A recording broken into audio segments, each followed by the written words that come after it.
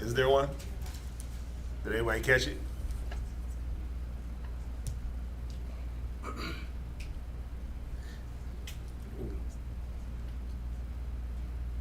Hmm?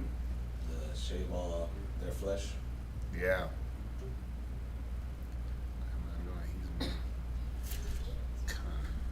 Yeah. So remember, shaving wasn't unlawful in every instance. When were the times when you shaved your head? In mourning, and I think the women when they were considered spoiled, and if a man wanted to take her, she had to shave her head and cut her hair. Right. What else? When you got leprosy. When you got leprosy, right? So it wasn't it wasn't against the law to shave in every instance. So if you look at this, if you when we go through and read this, we'll see like this was the purification process that the Most High wanted to take the Levites through. So he told them to do what? Shave. What else? Water purifying. Wash their clothes, make themselves clean. You see that? Now, if you were going in, obviously, and just shaving to make yourself bald and those different things, that would be against the law. But there were certain instances in the law where you were permitted to shave for these different instances: leprosy, death. In this instance, it was the Levites. Remember, it wasn't the whole nation. It was just the Levites to get them positioned and set up. It was all. Remember, all of it was just all symbolism.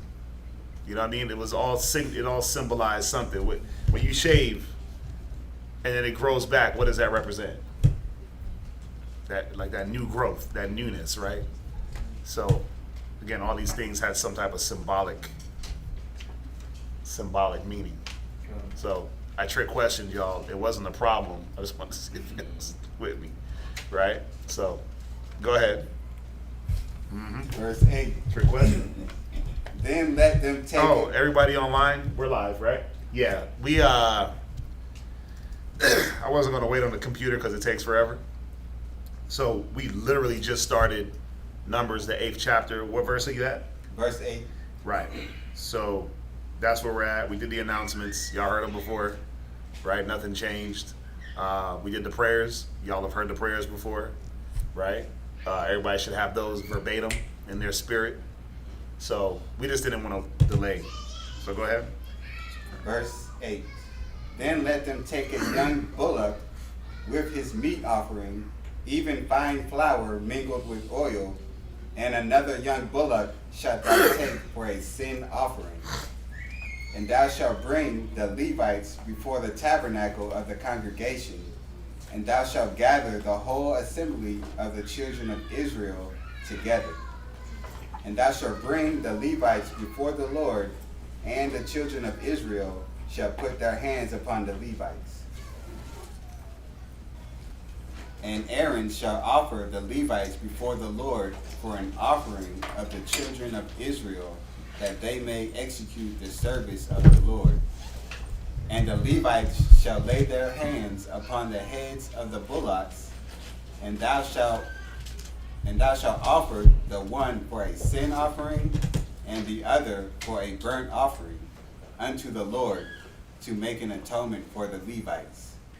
And thou shalt set the Levites before Aaron and before his sons, and offer them for an offering unto the Lord. Right. So this was like the consecration of the Levites to the Most High. Right. This whole process was to solidify, amongst other things, right, that the Levites were going to be the tribe to carry out the priestly duties. I mean, there was a lot of things that they already did. It was already set up back in Leviticus, but now here's a literal consecration. Like, I'm literally doing all these things to set y'all apart. Shaving y'all, water separation. Y'all gonna give these different offerings, right? In front of everybody, right? You're going to make this public and seen in front of everyone. So now everyone's held accountable. What they have to be doing, what's their office. Go ahead. Verse 14. Thus shalt thou separate the Levites from among the children of Israel, and the Levites shall be mine. And after that shall the Levites go in to do the service of the tabernacle of the congregation. And thou shalt cleanse them and offer them for an offering. For they are holy, given unto me from among the children of Israel, instead of such as open every womb, and instead of the firstborn of all the children of Israel have I taken them unto me. Right. Remember what was set up in the first place before he took the Levites. Who was he gonna take? Angelo.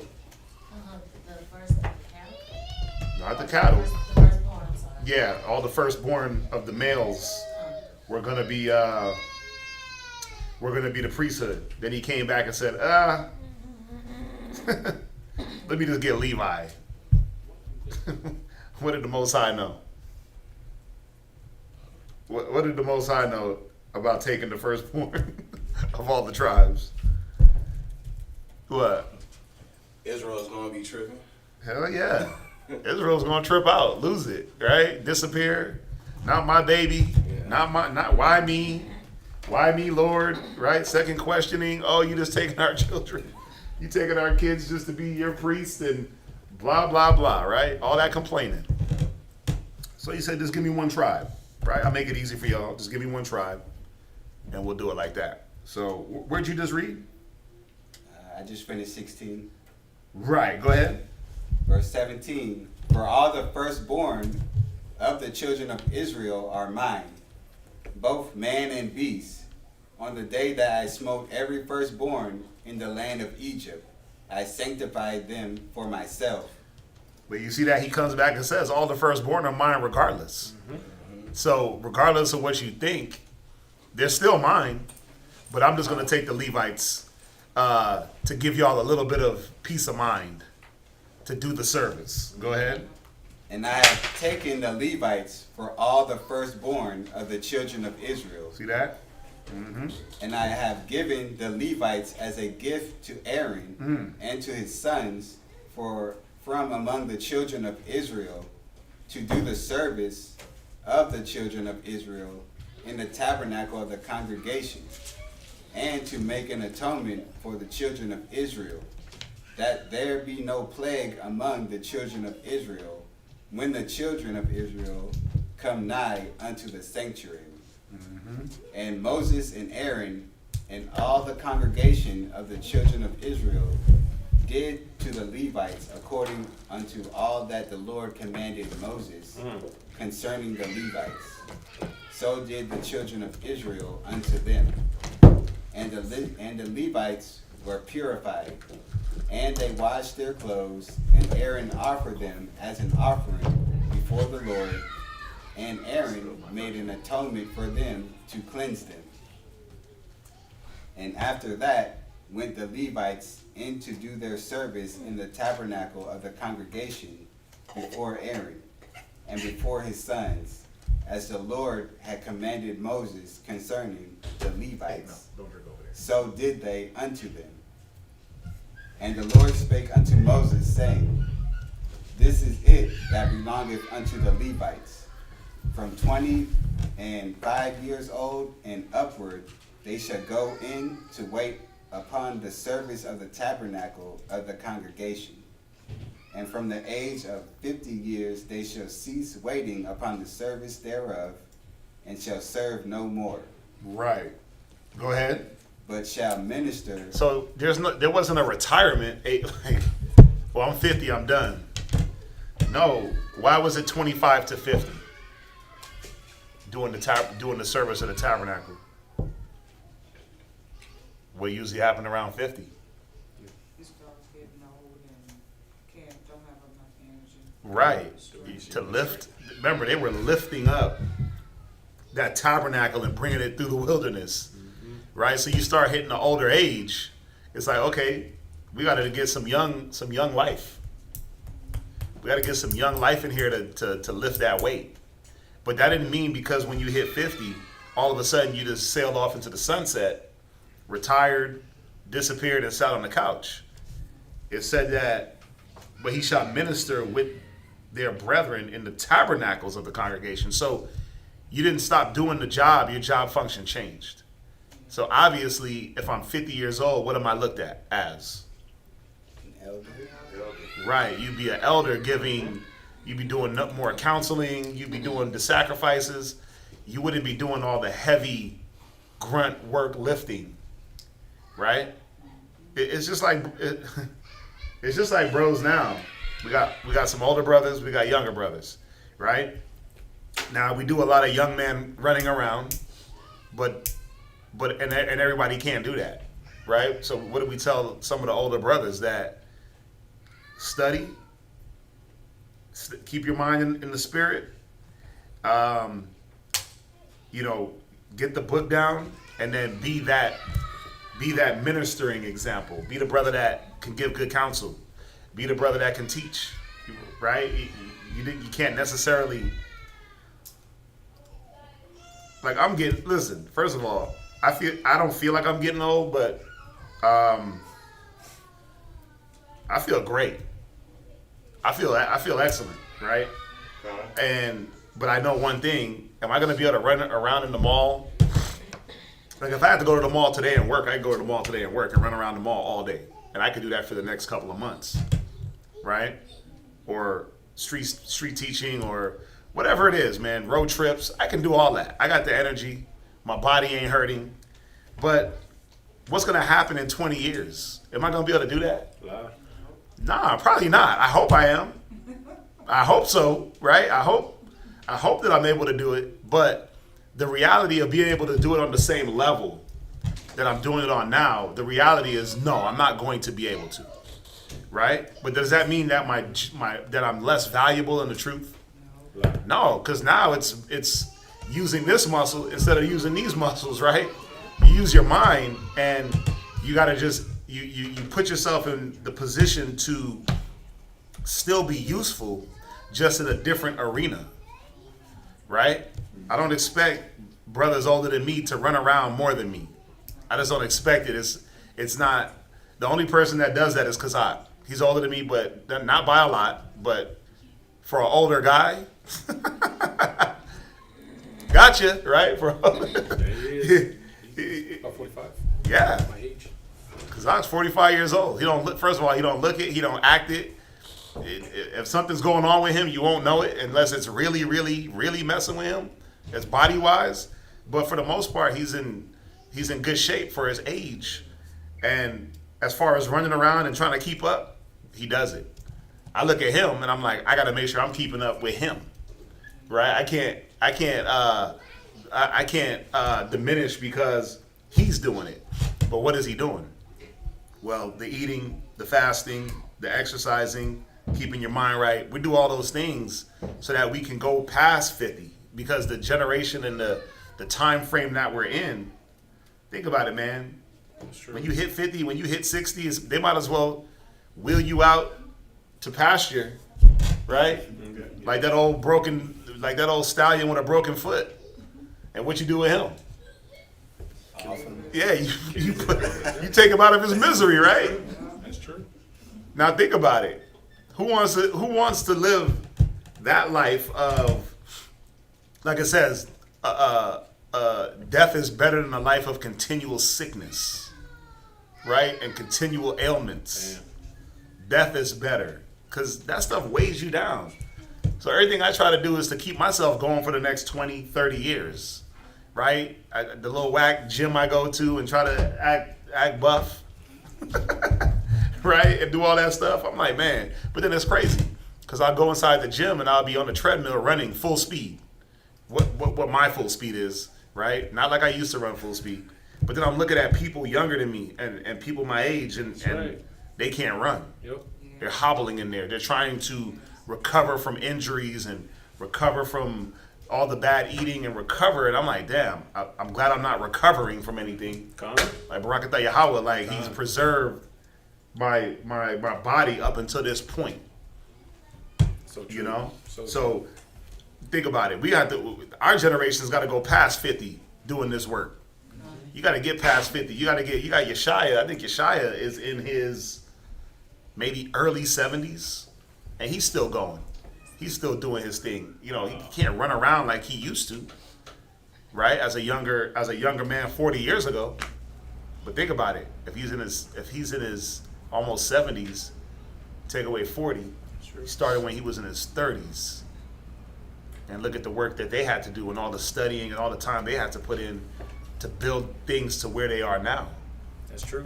You know? So the point is, take care of your body, take care of your mind, take care of your health, fasting, praying, those two things. Not eating will take you a further distance than eating. Put it like that.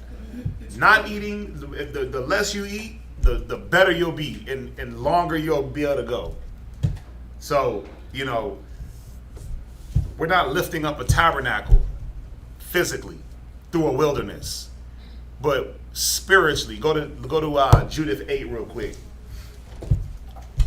Go to Judith 8, and I want you to read 24, I believe. The tabernacle resteth on our shoulders.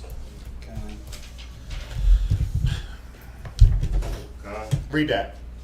The book of Judith, chapter 8, verse 24. Mm-hmm. Now therefore, O brethren, let us show an example to our brethren, Right?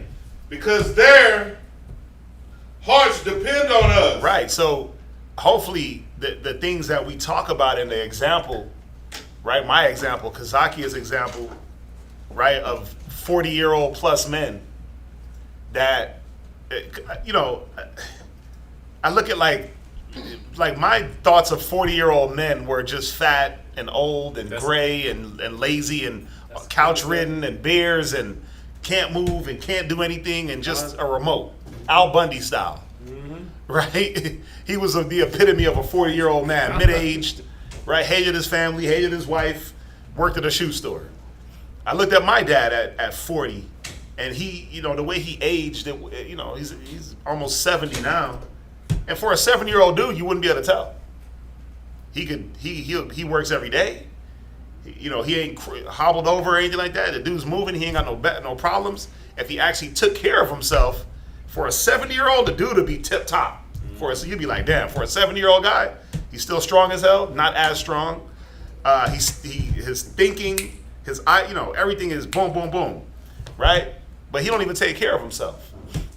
So hopefully y'all are looking at our example of how we try to at least implement certain things in our lives to be able to take what we got to do past 50. Because it sucks to have to be a certain age, because 50 ain't old. Let's not get it twisted. 50 ain't old. 60 ain't old. 70 ain't even old. To me, that's not old. We're supposed to be living into those ages and not having ailments and losing teeth and losing eyesight. Look, Moses did it. He went to 120 and it said his strength didn't diminish. Right? David lived for a long life. All these good men, Job, they all lived long lives, and they didn't just break down because of the bad things they were doing to their body. They had the example, and they followed the example. Right? And then you had men that died young in war, Saul and Jonathan. They were young. They weren't old-ass men dying in war. They were young dudes, man.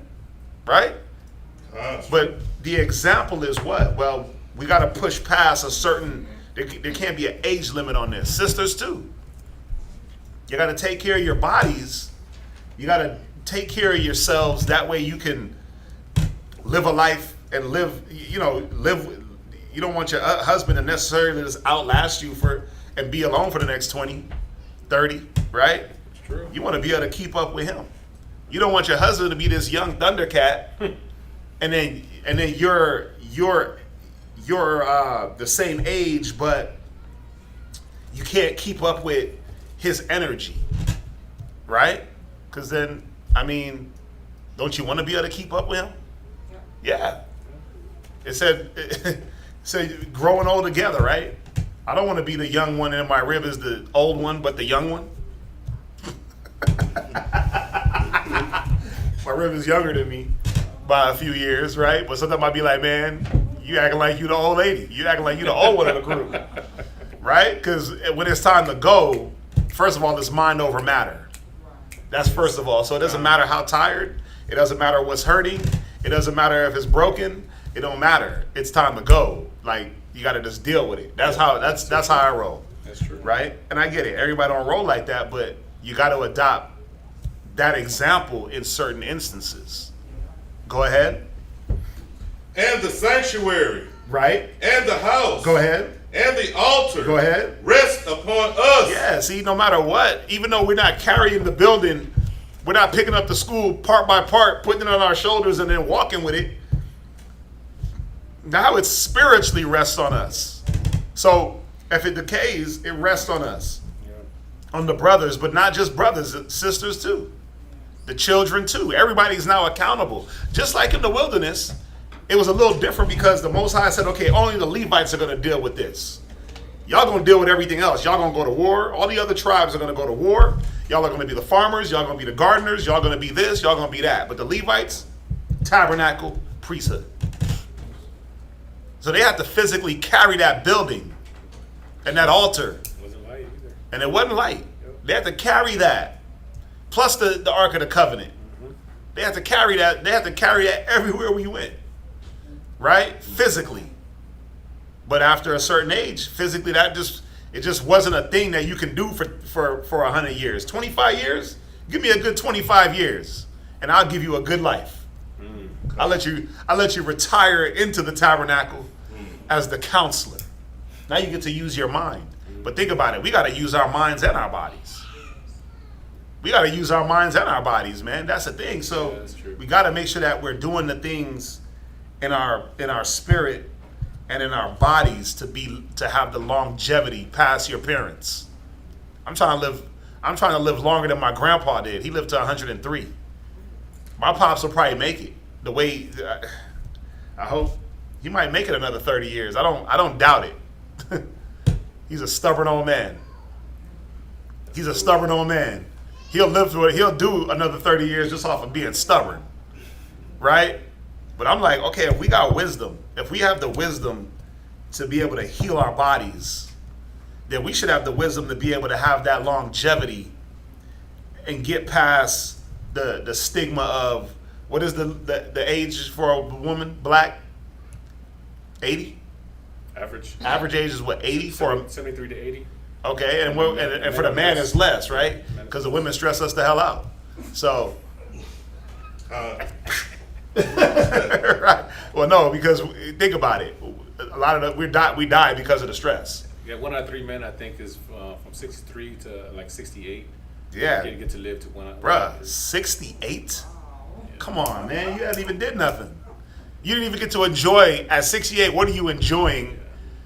Can you, for all the time you've been working, what have you enjoyed from what you've worked? Like, can you honestly say that you've been able to sit back and enjoy the fruits of your labor? No. No. No. You've been able to take a little nibble here and there, right? Get a nice vehicle, live in a nice house, and you get to do your fishing. You get little nibbles off the cluster. Right? But have you been able to take that cluster of grapes and just have somebody fan you? Right? Cold drink? Not for more than a week. You see what I'm saying? Like, so think about it, man. You hit a certain age, they call it retirement age. What age is that? 65. 65 is retirement age. So hell nah, bro. America's garbage because retirement age for the Most High was 50. Man, I'd be at least from the hard work. Yeah, I'd have 10 more years, and I'm like, cool. I just get to use my mind. I don't got to do all the running and gunning. But you see how America is like, nah, 65, and if you want that full compensation, you got to go to what, 70 now? I don't know. 73, yeah. They're pushing it up because they know that people ain't gonna live to that. They're gonna die off waiting for Social Security. Until you die. Yeah, because that's Sodom and Egypt. That's this place. Yep. right? Where the Most High had some grace and some mercy, but we got to have some damn foresight on ourselves and say, man, how do I push the envelope further? I mean, listen, one of my biggest things is not having my children have to take care of me when I get to a certain age. I don't want my children to have to be burdened with, I wipe their ass, they didn't got to wipe mine. I don't want that for my kids. Yeah. But I don't want them to have to be perplexed with the idea of, do we take care of them or do we throw them in a nursing home? Because I don't want no nursing home either. I want to be able to move autonomously by myself with brothers, move around, function.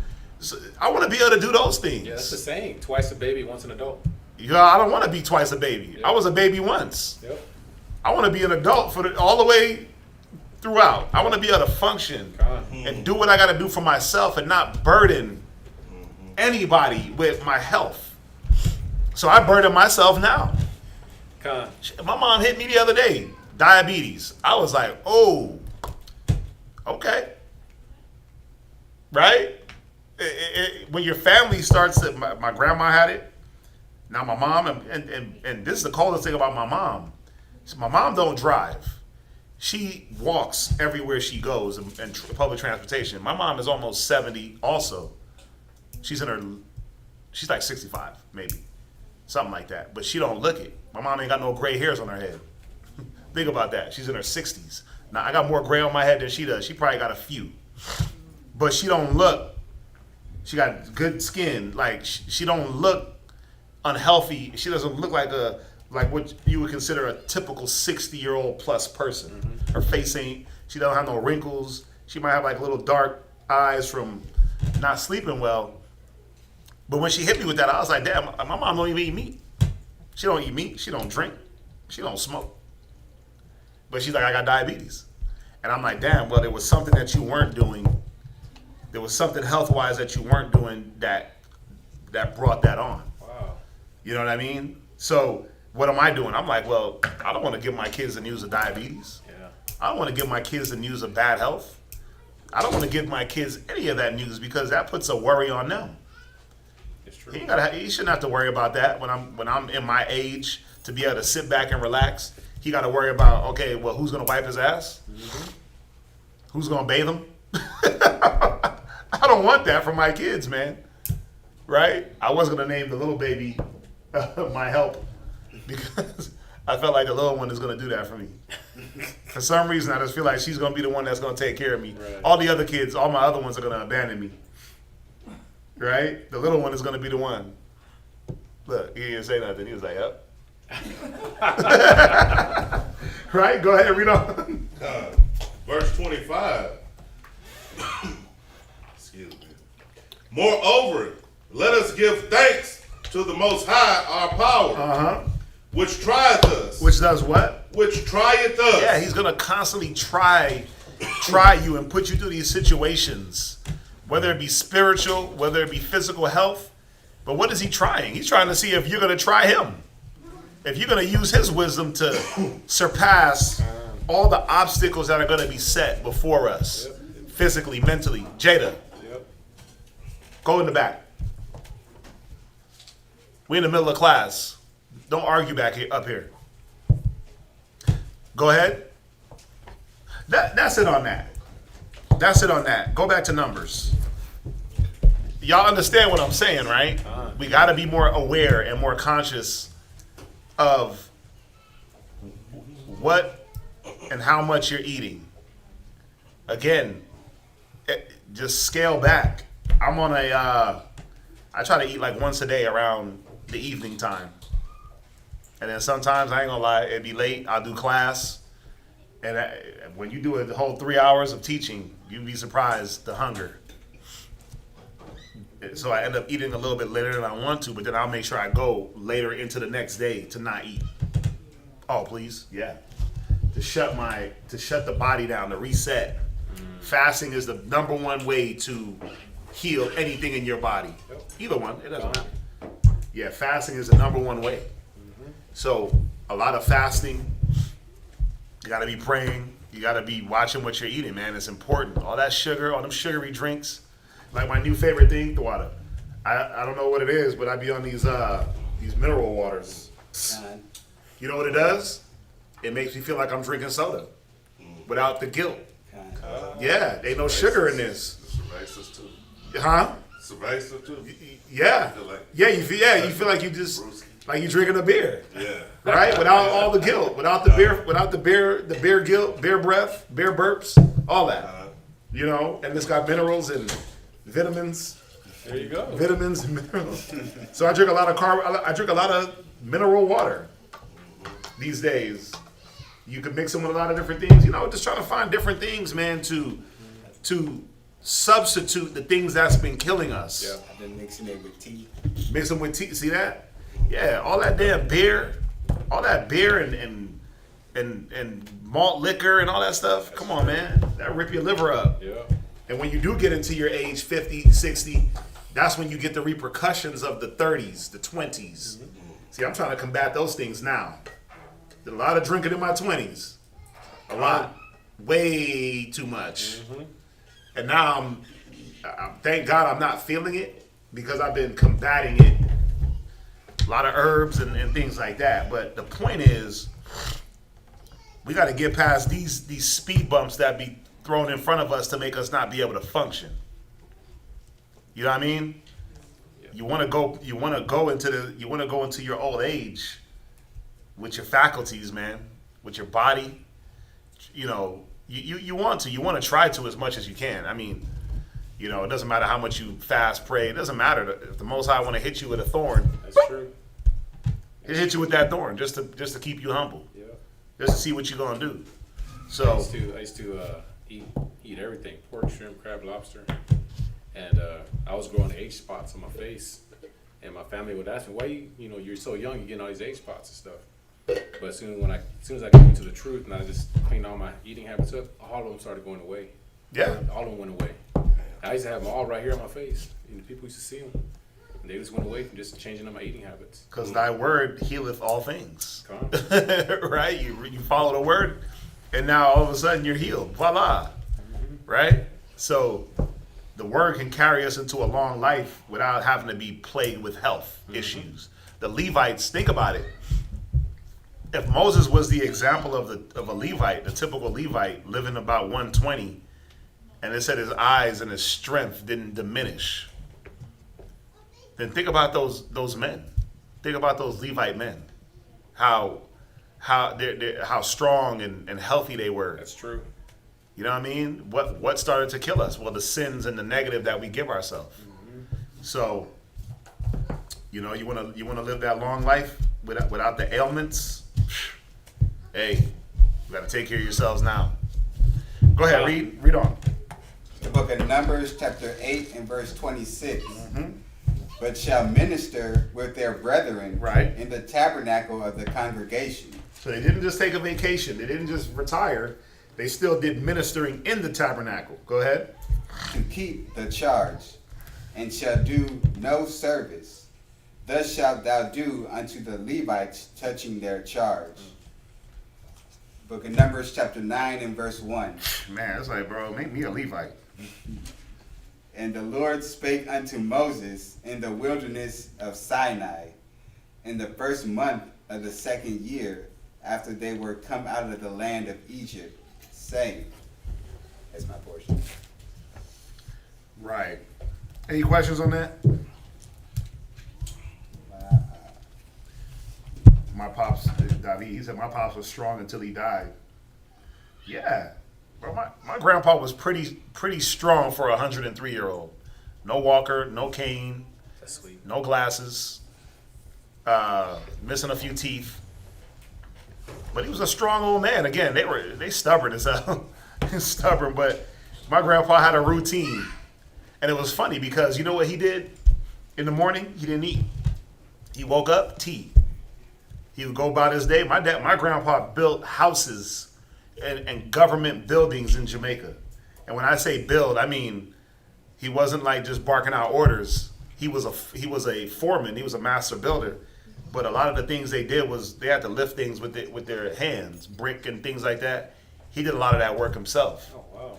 Yeah, and he was a little old dude. My grandpa is small,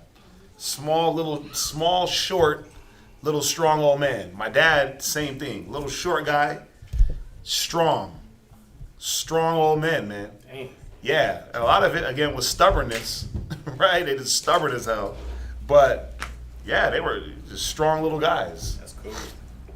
I got uncles now that are in their 60s, man. You would never believe it.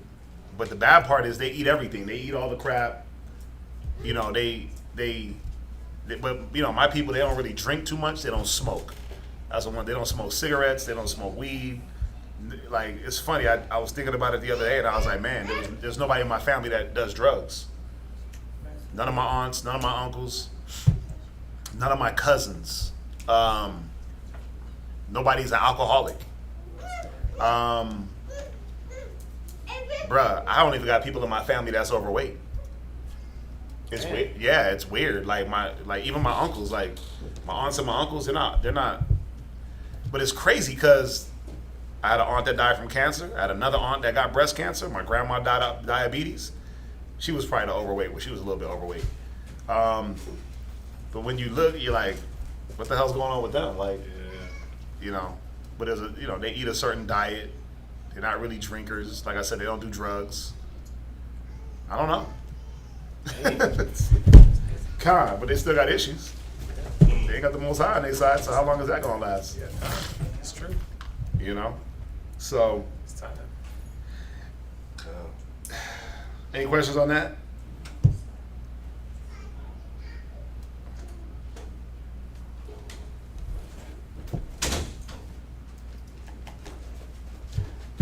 All right.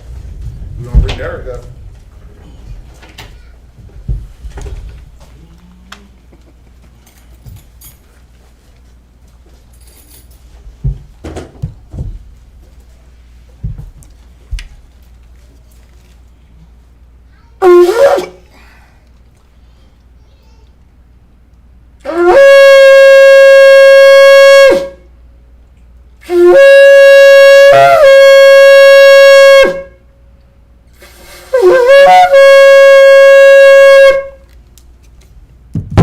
Derek, Shabbat the Shaw, Yahada, Bun Yasharala.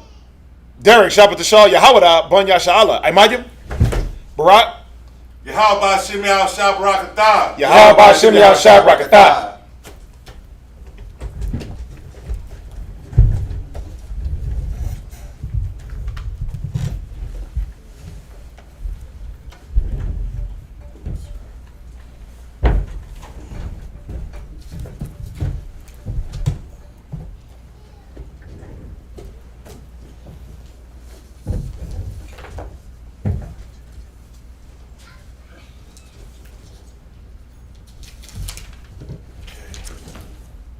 Numbers, chapter 9 and verse 2.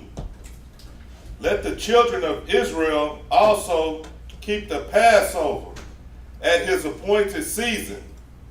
In the 14th day of this month at even, ye shall keep it in his appointed season, according to all the rites of it, and according to all the ceremonies thereof, shall ye keep it. And Moses spake unto the children of Israel that they should keep the Passover. And they kept the Passover on the 14th day of the first month at even in the wilderness of Sinai, according to all that the Lord had commanded Moses.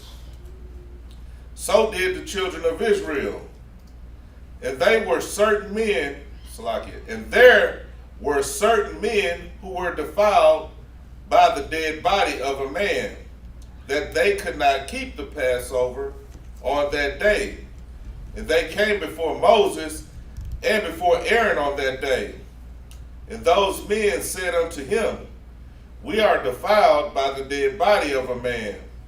Wherefore are we kept back, that we may not offer an offering of the Lord in his appointed season among the children of Israel?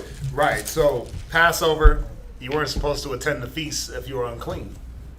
Right? So these men, they came, they were like, listen, we missed the Passover. Are we like?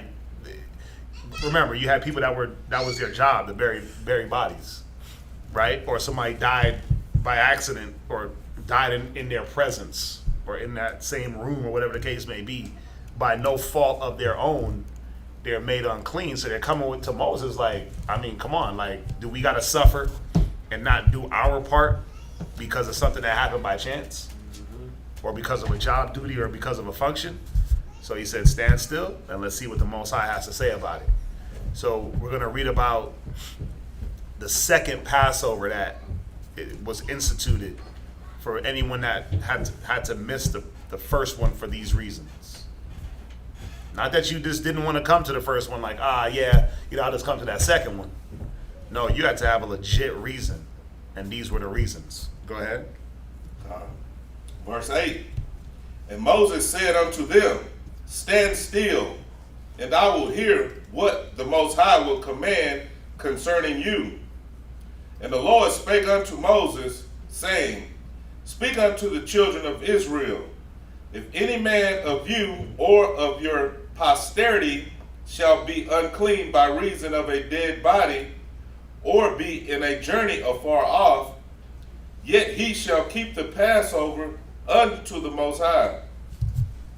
The 14th day of the second month at even they shall keep it, and eat it with unleavened bread and bitter herbs. They shall leave none of it until the morning, nor break any bone of it. According to all the ordinances of the Passover, they shall keep it. But the man that is clean and is not in a journey and forbeareth to keep the Passover, even for the same soul shall be cut off from among his people, because he brought not the offering of the Most High in his appointed season, that man shall bear his sin. Right, because remember, when we went to the Passover in these times, you were supposed to bring an offering. You were supposed to present yourself, bring an offering for the Most High. So, that was part of the Passover. So if you were neglected to do that for some reason of just selfishness or stubbornness or slothfulness, that wasn't an occasion for you to, I'm going to just do the second Passover. Right. Nah, so you're going to be cut off. Go ahead. And if a stranger shall sojourn among you, and will keep the Passover unto the Lord, according to the ordinance of the Passover, and according to the manner thereof, so shall he do. Ye shall have one ordinance, both for the stranger and for him that was born in the land. And on the day that the tabernacle was reared up, the cloud covered the tabernacle, namely the tent of the testimony. And at evening there was upon the tabernacle, as it were, the appearance of fire until the morning. So it was always, the cloud covered it by day, and the appearance of fire by night. And when the cloud was taken up from the tabernacle, then after that the children of Israel journeyed, and in the place where the cloud abode, there the children of Israel pitched their tents. Right, so the beautiful thing about the wilderness, or us being there was a guide. Right? So two things went before us. Ark of the Covenant and this cloud, or this fire, cloud by day, fire by night. Right? Which was what? Right, it was chariots, right? Mm-hmm. Those were the signs. The same chariots when you read in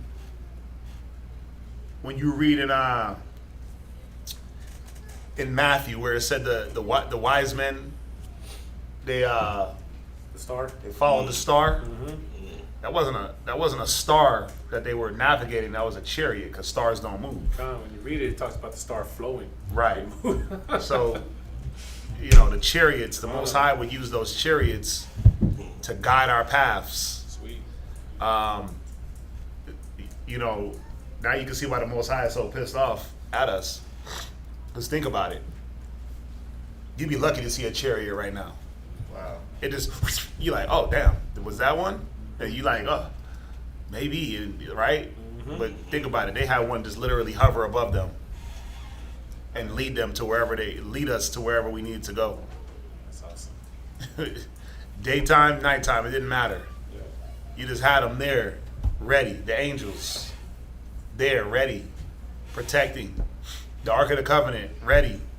First of all, the Ark of the Covenant was so cold, people knew when they saw that it was time for what? War. Yeah. So when they saw that coming, if they knew what was up, if they heard the stories from the last cities, they would just surrender. Think about that. A damn chair with some angels carved into it would be marched around a city, and people would just give up their whole city to you. Yeah, I mean, it was a real nice chair. Don't get me wrong. It wasn't like some rinky-dink recliner. You know what I'm saying? Some lazy boy. I mean, this thing was overlaid with gold and all in the works. You know, but the point is, for that to be the symbol of surrender or die. Come on, man. The Most High was, bro, he was rolling with us. And for us to be like, we ain't trying to, we'll follow you, but nah, we'll do our own thing. You can see why the Most High is dragging us. That's true. Most High is dragging us, bro. And I would drag us too. If I gave you all that to just have to reflect on. Remember, if you were in class yesterday, we talked about humble beginnings. Right? Partly in remembering where you come from. We're supposed to look back on these things. Red Sea parting and walking on dry land and Egyptians being covered in water and 10 plagues and chariots floating all over the place. We're supposed to look and remember those things and teach your children those things to not lose faith in the Most High. We didn't do that. Con. We put our faith in the things that are unseen. And now the things of the Most High, you be wishing to see. You wish to see, you wish to hear the voice. Now all you have is faith and hope. I got faith, I pray, right? Where you had Abraham, you had Moses, they was able to have that connection. David, and obviously the connection got weaker and weaker from Adam to now where all you can do is pray. And you don't even know if somebody's hearing your prayers because you got to wait for the confirmation. Where before, Moses said, stand still and let's see what the Most High got to say. You think Moses was sitting there praying like Yahweh? Nah, there was voices, angels dropping order from heaven. There was bushes speaking, right? He would just walk up to the mount, get up on the mountain, and Yahweh Shai would say, oh, there, no. This is what we're going to do for that. Or no, put him to death. Or no, save his life. Or no, do this, do that, do that. Now we're like, what do we do? Got to wait for Christ to come back and show us. Well, he was showing Moses the whole damn time. And we forsook that. The people seen Christ speak to Moses in the door of the tabernacle. They seen him. And said what? Oh, that don't matter. What I'm going through is more detrimental than what the Most High is showing us through all these different instances. What I need is more detrimental. My needs, my wants, my feelings, my emotions, they're going to supersede everything that the Most High is showing me. Right? We gotta get off that mind state and look at what the Most High is. He's still showing us things. He is. Right? Every day. Every day. He's showing you things that whatever you're breathing, whatever the hell they want to call it, it ain't killed you yet. Yep. Right? Most High is making sure that the unseen thing that you suck into your nostrils is not the unseen one that kills people in their sleep. Carbon poison, as opposed to oxygen. Right? He's showing you every time, every day. When, man, all the things that's been happening to just random ass people. Watch the news. Crazy That's all stuff. Bro, it's hard to pump gas and not be on, just be on alert. Like, damn, who's trying to creep? Yeah. Listen, I was walking into the gas station the other day. I'm walking in. The dude is sitting in the car. He's like, hey, you got Apple Pay. I'm trying to get gas and their Apple Pay, it ain't whatever. It ain't where. And I'm like, I don't have Apple.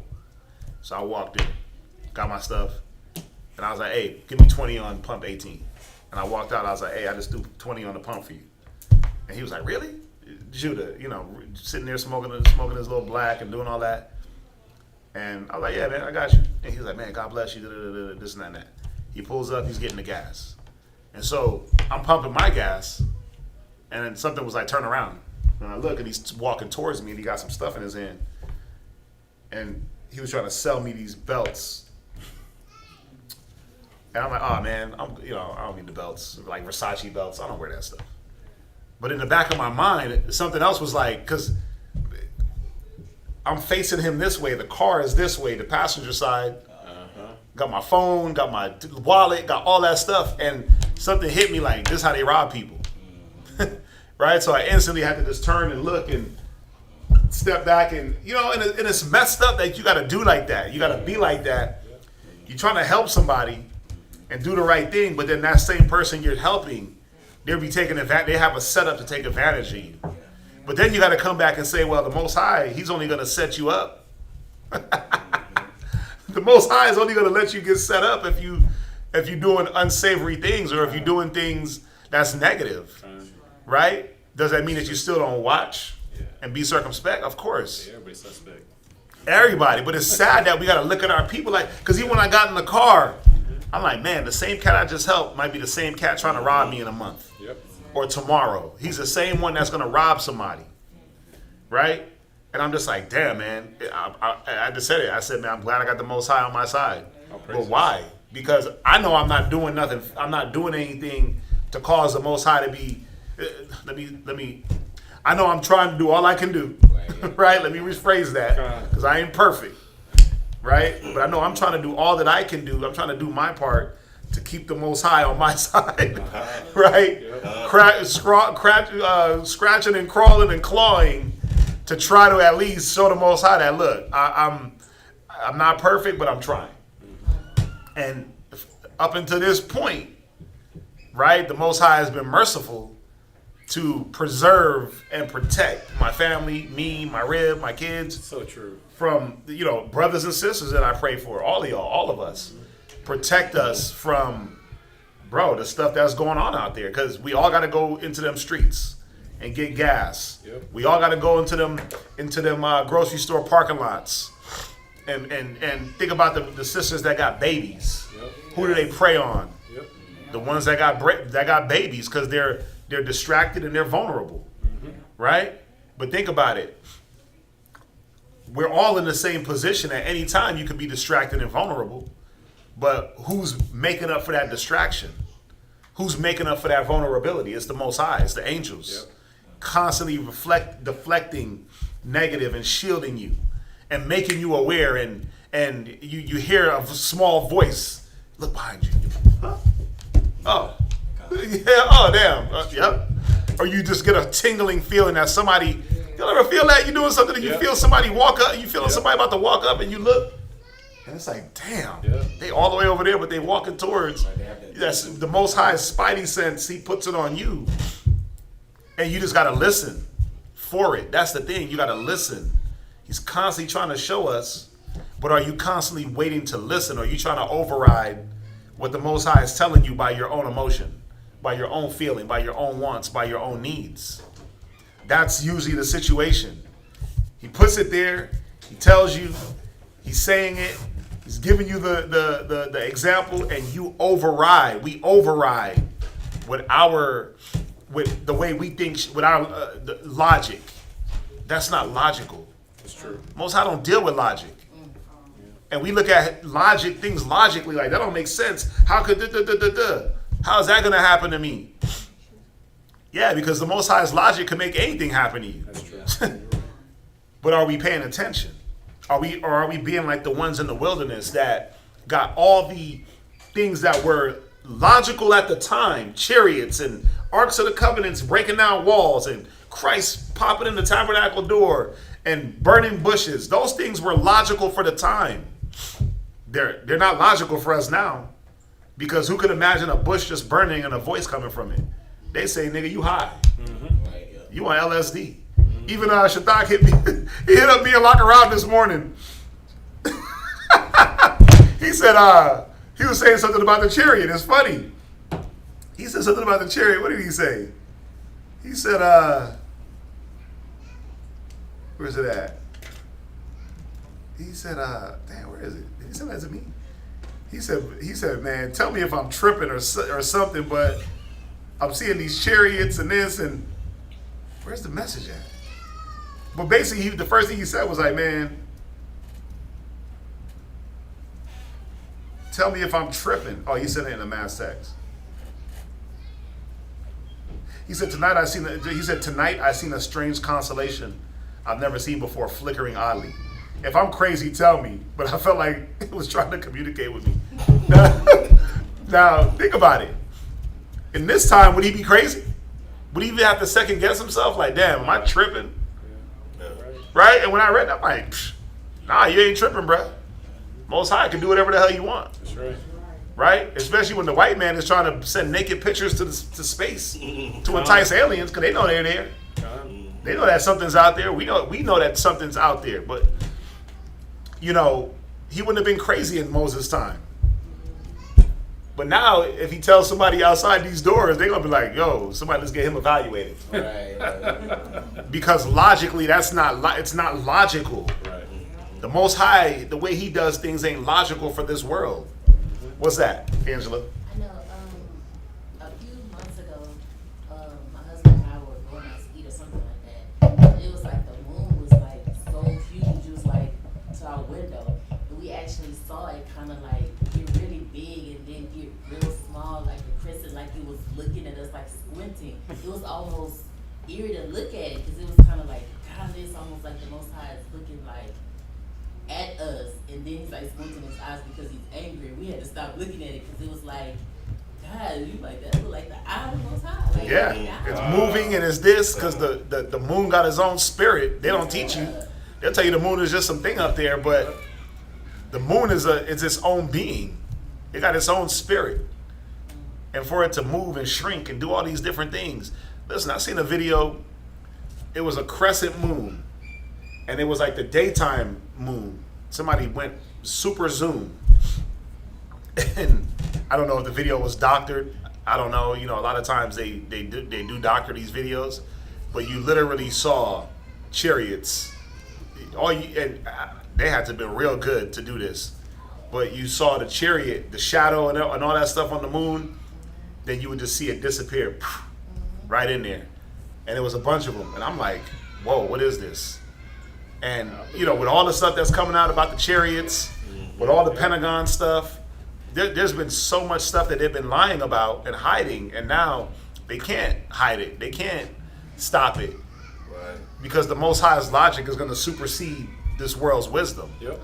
Right? And the things that he did in the past, he's going to do it again. In Isaiah 11, when it says the ensign, he'll set up an ensign.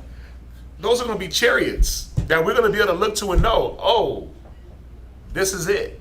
So when you watch Independence Day, that's probably the greatest depiction, the closest depiction of what the Christ's time is, when Christ comes, what it's going to look like. Remember when them chariots came and they blocked out the whole city's sun, and then they had little small chariots coming? Yep. I'm not saying it's going to be exactly like that, but we know that there's going to be enough chariots to make the sun disappear. Think about that. Oh. So you better watch out for that daytime coming, because the only time to block out the sun would be in the day. Right? Hint, hint. Right? Hint, hint. Then you go in the Psalms and it tells you about noonday. Right? Middle of the day. Hottest point. Why? So that we can make the biggest splash. God. The hottest point, brightest point of the day, so we can block that out, so y'all could really know this ain't no anomaly. That's right. Right? But think about it. The Most High did it here. Did it here in Numbers, where there was a cloud. So what does clouds do? Clouds block out the sun. There's a cloud, chariot, boom, for you. Here's a light in the night. Not the moon, not the stars, but a light that's going to move with y'all. Or just sit there and hover over the camp. It's crazy. Right? That's not logical in this day and age. It was logical then. Because then, at this point, we didn't use our own logic. We had to ride with the logic of the Most High because that was the only thing that was saving us. Right. But then when we start to learn how to, quote unquote, save ourselves, right? Air quotes, save ourselves, right? Then we started to not look at the things that the Most High was doing for us. Right? So where we at? With Numbers chapter 9 and verse 18. At the commandment of the Most High, the children of Israel journeyed, and at the commandment of the Lord they pitched. As long as the clouds abode upon the tabernacle, they rested in their tents. See that? So that cloud stood above the tabernacle. So when that thing was there, you knew this is where you stay put.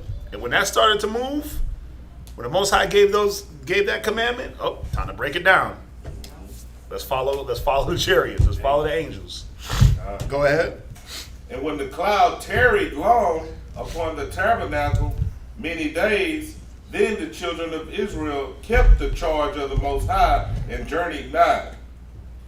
And so it was, when the cloud was a few days upon the tabernacle, according to the commandment of the Most High, they abode in their tents. And according to the commandment of the Most High, they journeyed.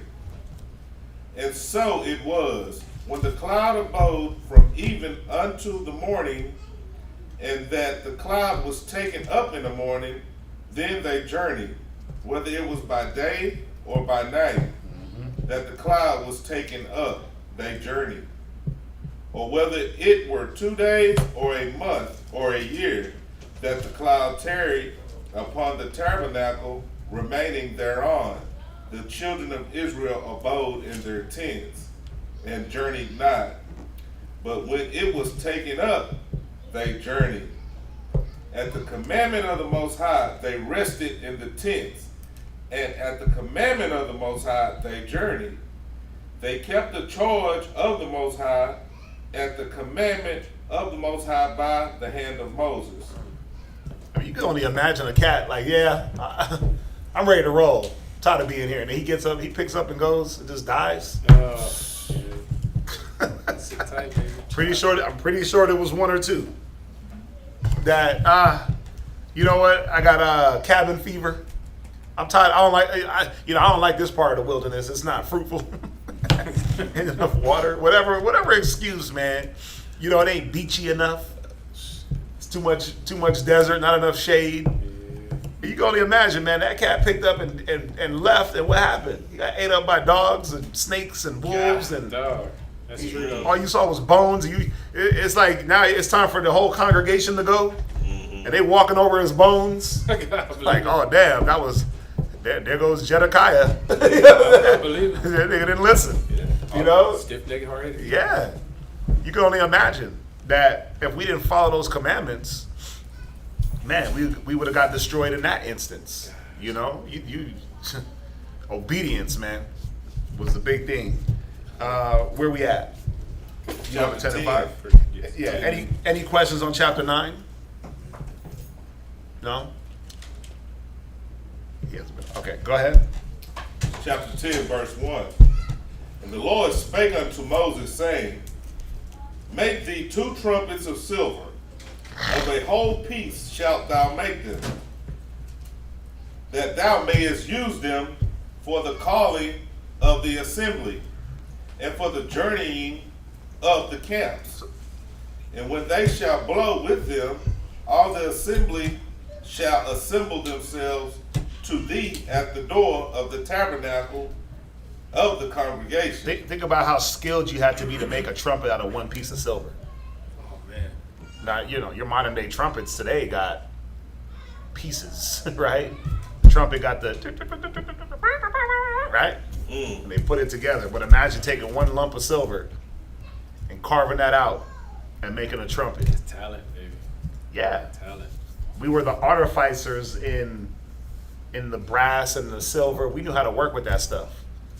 Right? We knew how to. You had men and women that were talented in craft and metalwork and those different things. So remember, I think it talked about it earlier in the chapters when we were building the Ark of the Covenant and the tabernacle. You had men that worked with these metals, metal workers, brass, silver, gold. I mean, remember the menorah that it talked about? That menorah was one piece of gold. It wasn't. It was 75 pounds of beaten gold. It said it had roses and knobs when you go into it. So the way it went up, it wasn't like this one, right? Which is a pretty nice one. But imagine the one we had, 75 pounds. Huge. It was huge, Yeah. right? And it had decorative rose, almost looked like rose, like a rose head, right? The knots and the rose. It looked they carved that out and beat it out. Talent, Imagine the time. skill, yeah, oh yeah. It took time, God. but when you got skill and talent, it didn't take that much time. Like, you know what you gotta watch? Man, there's this show. I used to watch it on YouTube. It was a documentary, but the show's probably like on the BBC network or something like that. But they would go into like ancient customs of like how you get frankincense and myrrh, how they make cinnamon. You ever see how they make cinnamon? Still standing. Is it called Still Standing? It's like Business Insider. Business Insider, yes. See, Michael to the rescue, right? It's Business Insider, yeah, and that's what it's called, Still Standing. They go into like how to color textiles. Like, there's a dude in Egypt, the way he does it by hand, coloring yarn and thread that we use to make shirts. He's the only person that does it by hand. Him and his family, and he's an old fat Egyptian that just smokes cigarettes, and he's losing money because now you got automated industry that does a lot of these things. But some of these ancient things that have been done by hand all the way from the edge of time that are still being done now, like frankincense and myrrh. If you know how they get that, they got to do it by hand. They got to go to the tree and tap the tree to get the sap. They basically injure the tree so it can bleed, scrape the sap off, and they got to go through all these different trees to do that to get a few things of frankincense and myrrh. And then the bark that they pull off, that's the bark, the myrrh. Frankincense is the white, right? There was another one, and there was a lot of like making cinnamon. You know how they make cinnamon? First of all, the cinnamon we get in the store ain't the real cinnamon, It's a tree. but it's from a tree bark. And they get it, they shave, they cut the tree, boom, long pieces, maybe 6 foot, and the little old Cambodian dude just sits there with the tree, and he just shaves it, razor sharp blade, and just shaves that skin off real thin. And he shaves a bunch off, shaves them, and then rolls them together and lets them dry for like a month in a room in his house. These are things that are being done in people's houses. This is like their industry. And he just lets it dry, right? And then and that's your cinnamon. But what we buy as cinnamon ain't the real cinnamon. We get like the off-brand. That real stuff, it's a lot more expensive. Himalayan pink salt, like how they get that, it's not really from Himalaya, it's from Indonesia.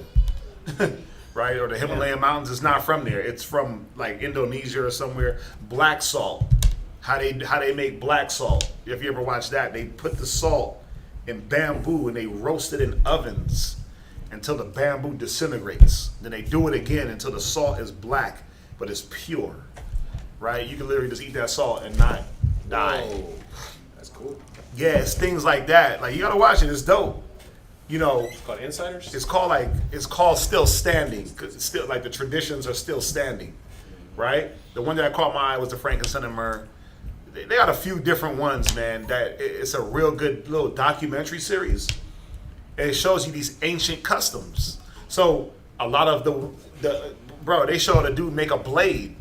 Oh my God, he made this blade, and it was crazy because this blade is shaped a funny way, but the dude was cutting a tuna, the 300-pound tunas, like he was cutting through butter. He was cutting through butter. You just heard, and that whole tuna just was filleted. Yeah, this knife was so sharp. The handle, the weight of it, all done by hand.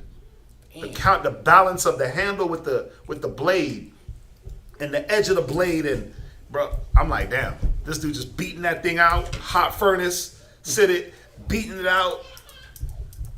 That's how we had weapons back then. But cats, come on, you look at them, those swords, samurai swords, the sharpest, some of the sharpest weapons in the world.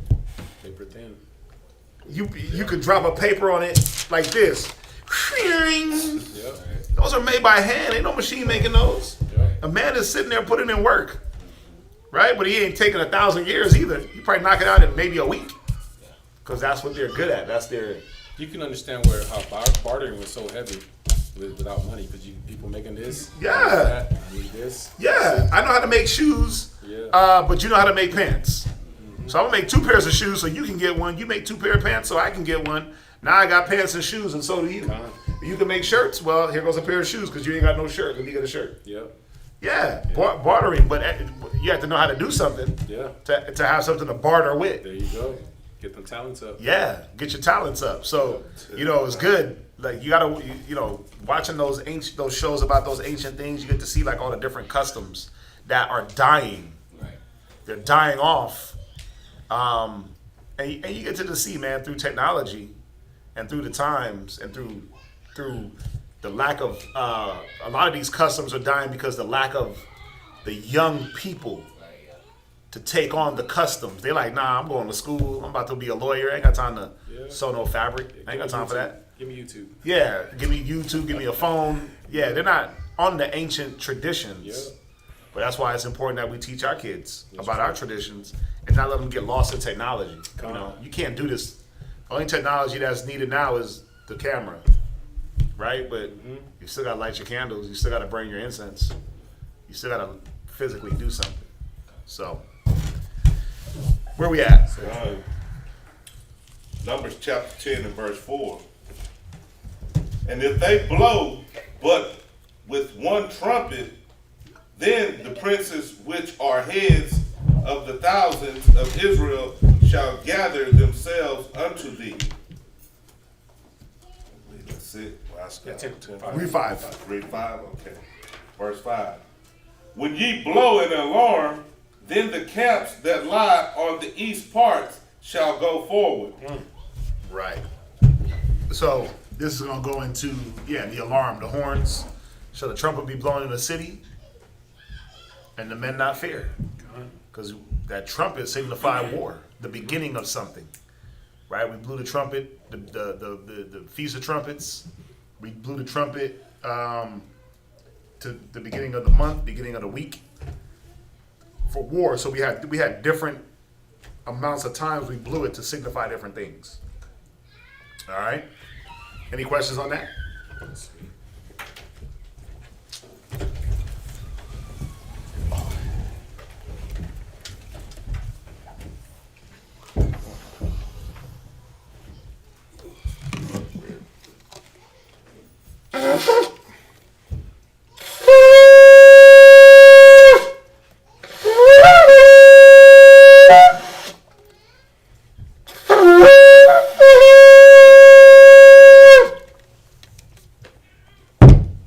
Magana War, Shabbat Shal, Yehuda, Banya Sharala. Magana War, Shabbat Shal, Yahawada, Banya Shala, Imagim, Barak, Yahweh Hashem Yahushua Brakdam. Yahawada, Hashem, Yahashah, Brakatah.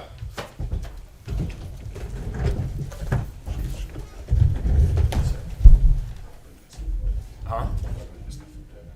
What do you mean?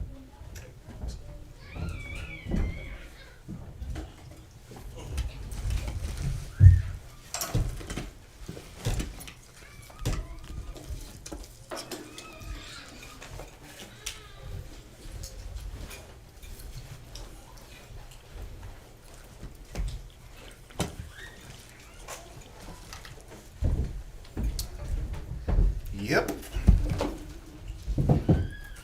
Blow the alarm.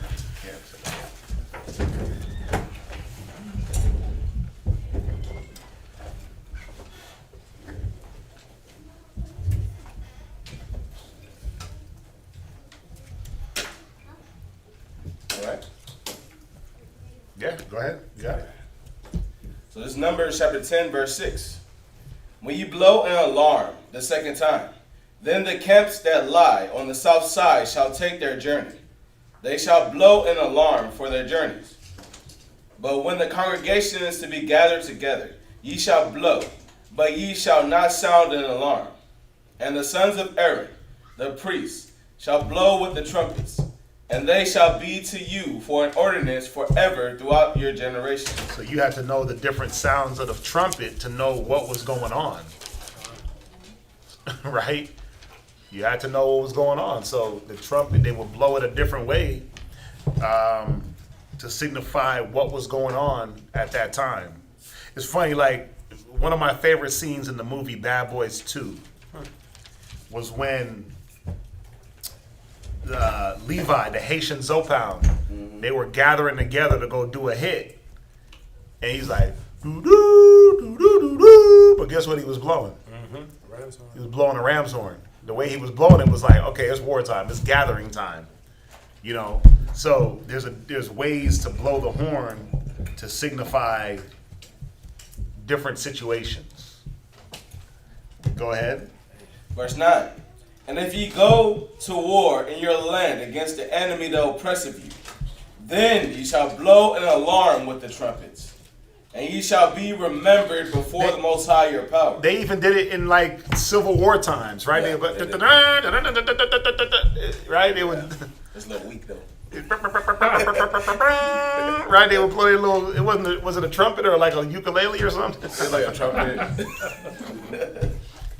But they had a horn guy. Yeah, they did. They had a horn guy to signify like to march forward. Yeah. Right? Like I think if he would play faster, then they would go faster. Yeah, march fast, advance. Yeah, but they had a guy, right? Yeah. They Yeah, I know I wasn't tripping. They had like a whole band, right? Yeah. I would hate to be that guy. Yeah, because you just blowing the horn and getting shot in the face. Nah, bro, I'm blowing the horn back there. I'm blowing the horn behind y'all. Playing the drums. Yeah, you play the drums, you just get shot in the face. Shot in the drum. Yeah, Glory, the movie Glory, they got it. Yeah. Yeah. Right? Because they want to incite. Fight. Yeah, I don't think I've ever seen Glory. That's with Denzel? Huh. I might have to rewatch that. Or just watch it.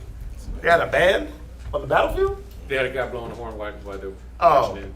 right. Had his little flag hanging from the horn? Yeah. See, they steal everything from us. But that horn signified that battle time. Yeah. Go ahead. And ye shall be saved from your enemies. Also in the day of your gladness, and in your solemn days, and in the beginnings of your months, ye shall blow with the trumpets over your burnt offerings, and over the sacrifices of your Wait. peace. Read verse 9 one more time. From the top. Yep. And if ye go to war in your land against the enemy that oppresseth you, Right? then ye shall blow an alarm with the trumpets, and ye shall be remembered before the Most High your power. Wait, so what if you didn't blow the alarm? Oh. You try to go to war without the trumpet, Most High ain't. Nope. So think about it. Even in war, there was war ordinances that you had to follow before you just jumped into battle. Right. The alarm was to wake everybody the hell up. Right. So think about it. If you go into war and you don't sound the alarm and everybody else is asleep, then you was going to lose anyway. You're not ready. You wasn't ready. So the Most High said, listen, follow this order. It'll get everybody going. I'll be with you. Obedience. We didn't follow some of the littlest things, man, and then we wonder why we end up walking through the wilderness for 40 years, getting beat down by all these different nations. Here's one of the things. Go ahead. And ye shall be remembered before the Lord your God, and ye shall be saved from your enemies. And in the day of your gladness, and in your solemn days, and in the beginnings of your months, ye shall blow with the trumpets over your burnt offerings, and over the sacrifices of your peace offerings, that they may be to you for a memorial before your power. I am the Lord your God. And it came to pass on the 20th day of the second month, in the second year, that the cloud was taken up from off the tabernacle of the testimony. And the children of Israel took their journeys out of the wilderness of Sinai. And the cloud rested in the wilderness of Paran. And they first took their journey according to the commandment of the Most High by the hand of Moses. And the first place went the standard of the camp of the children of Judah according to their armies. And over his host was Nahshon, the son of Amminadab. And over the host of the tribe of the children of Issachar was Nathaniel, the son of Zuar. And over the host of the tribe of the children of Zebulun was Eliab, the son of Helon. And the tabernacle was taken down. And the sons of Gershon and the sons of Merari set forward, bearing the tabernacle. And the standard of the camp of Reuben set forward according to their armies, and over his host was Elazur, the son of Shadur. Verse 19. And over the host of the tribe of the children of Simeon was Shalumiel, the son of Zurishadai. Zurishadai. I tried. I tried. My Bible breaks it up. Zurishadai. All right, verse 20. And over the host of the tribe of the children of Gad was Eliasaph, the son of Duel. And the Kohathites set forward, bearing the sanctuary. Remember, Kohath was one of the families of Levi. You had Gershon, Kohath, and what was the other one? I think it's going to say it. Go ahead. And the other did set up the tabernacle against they came. And the standard of the camp of the children of Ephraim set forward according to their armies. And over his host was Elishama, the son of Ammihud. And over the host of the tribe of the children of Manasseh was Gamaliel, the son of Pedazur. And over the host of the tribe of the children of Benjamin was Abaddon, the son of Gideon. Gideonoi. And the standard of the camp of the children of Dan set forward, which was the reward of all the camps throughout their hosts. And over his host was Ahiezer, the son of Ammishaddai. And over the host of the tribe of the children of Asher was Pagel, the son of Ochran. And over the host of the tribe of the children of Naphtali was Ahara, the son of Inah. Thus were the journeyings of the children of Israel according to their armies when they set forward. And Moses said unto Hobab, the son of Ragul, the Midianite, Moses' father-in-law, we are journeying unto the place which the Lord said, I will give it you. Come thou with us, and we will do thee good. For the Most High has spoken good concerning Israel. And he said unto him, I will not go, but I will depart to my own land and to my kindred. And he said, leave us not, I pray thee, for as much as thou knowest how we are to encamp in the wilderness, and thou mayest be to us instead of eyes. Verse 32.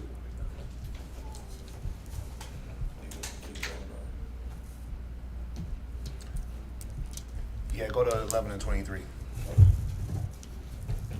Verse 32. And it shall be, if thou go with us, yea, it shall be, that what goodness the Lord shall do unto us, the same will we do unto thee. And they departed from the mount of the Lord 3 days' journey.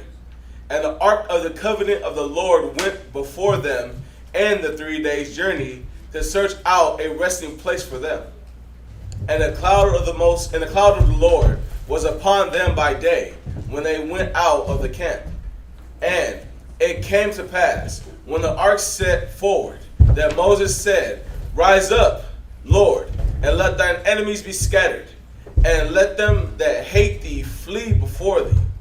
And when it rested, he said, return, O Lord, unto the many thousands of Israel. Numbers chapter 11, verse 1. Any questions in 10? Nah. Numbers chapter 11, verse 1. And when the people complained, it displeased the Most High. And the Most High heard it, and his anger was kindled. Yeah, what you complaining about? Like, come on. What are you complaining about, bro? Fighting wars for you, feeding you, clothing you. That's what burpee.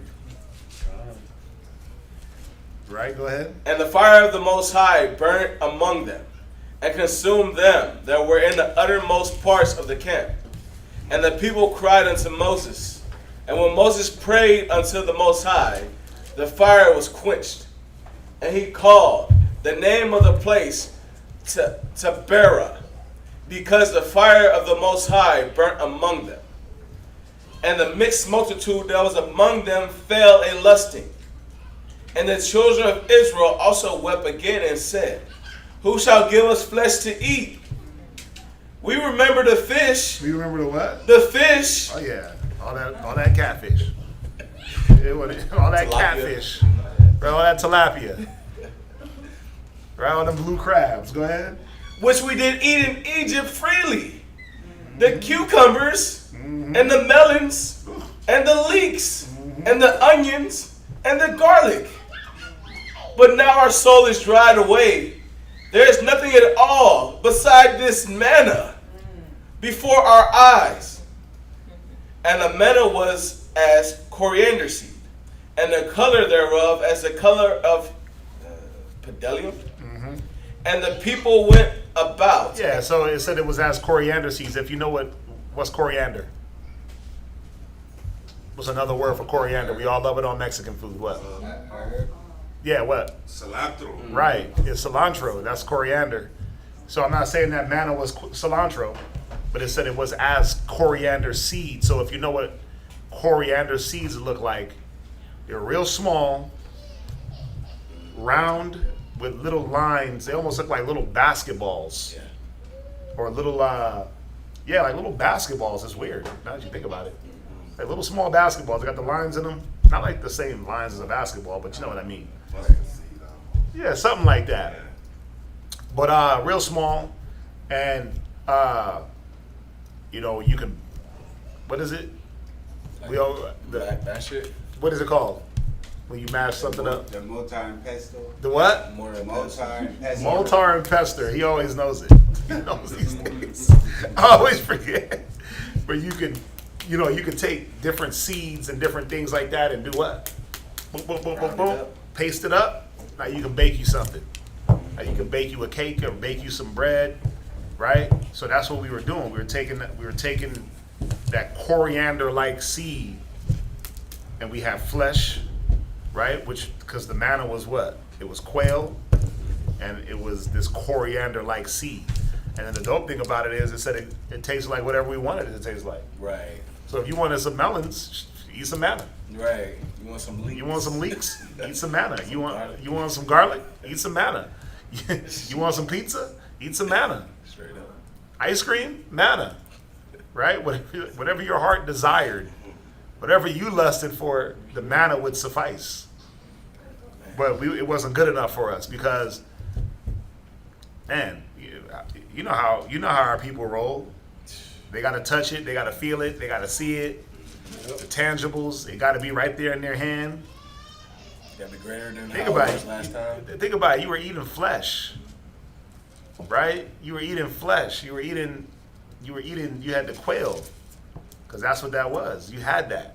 So it wasn't like you was out there dying of protein exhaustion or no protein. You weren't dying of those things. It was a balanced diet. You ever see Matrix? Where he's like, he squared it down. He's like, it's a perfect balance of amino acids, all the body needs. That's not what manna looked like. Some slop in a bowl. It didn't look like that. It didn't look like, what do you say, like snot? It didn't look like that. Think about it. You was getting damn quail. Like quail is like a delicacy. Yeah, straight up. Right? Still is. Yeah, that's what I'm saying. It's a delicacy. You go to restaurants and order, I'll have the quail. Yeah, it's quite. Right? With your pinky up. I'll have the quail. Right? Whatever it is, foie gras. I don't know. Whatever the hell they call it. Right? I think foie gras is like quail eggs or something. I think. Oh, no. So, yeah. Right? Well, we doing quail. Whatever quail is in French. Yeah. right? And quail eggs. Right? It's a delicacy if you go to a restaurant. It's a small ass bird that they cook so tender that if you overcook it, what happens? Ain't no meat. You burn all that meat away. Yeah. You burn up all the meat. So they cook it in a way where you get all the meat with the they rosemary basted and all the things they do in Makes real 5-star restaurants, right? We couldn't do all that in the wilderness. We burnt it. God. But still, the point is, you had meat to eat Right. and cakes to bake, right? It still came out like that. Like, still came out real good. Yeah, it was good enough for you to survive. It was good enough for you to know that the Most High was taking care of you. It was good enough for you not to starve. It was all that. Balanced diet. And we still complained. Because you want to go back to, because it wasn't about the food. It wasn't about the food. It was just the thought of not being in your comfort. Right, your comfortability.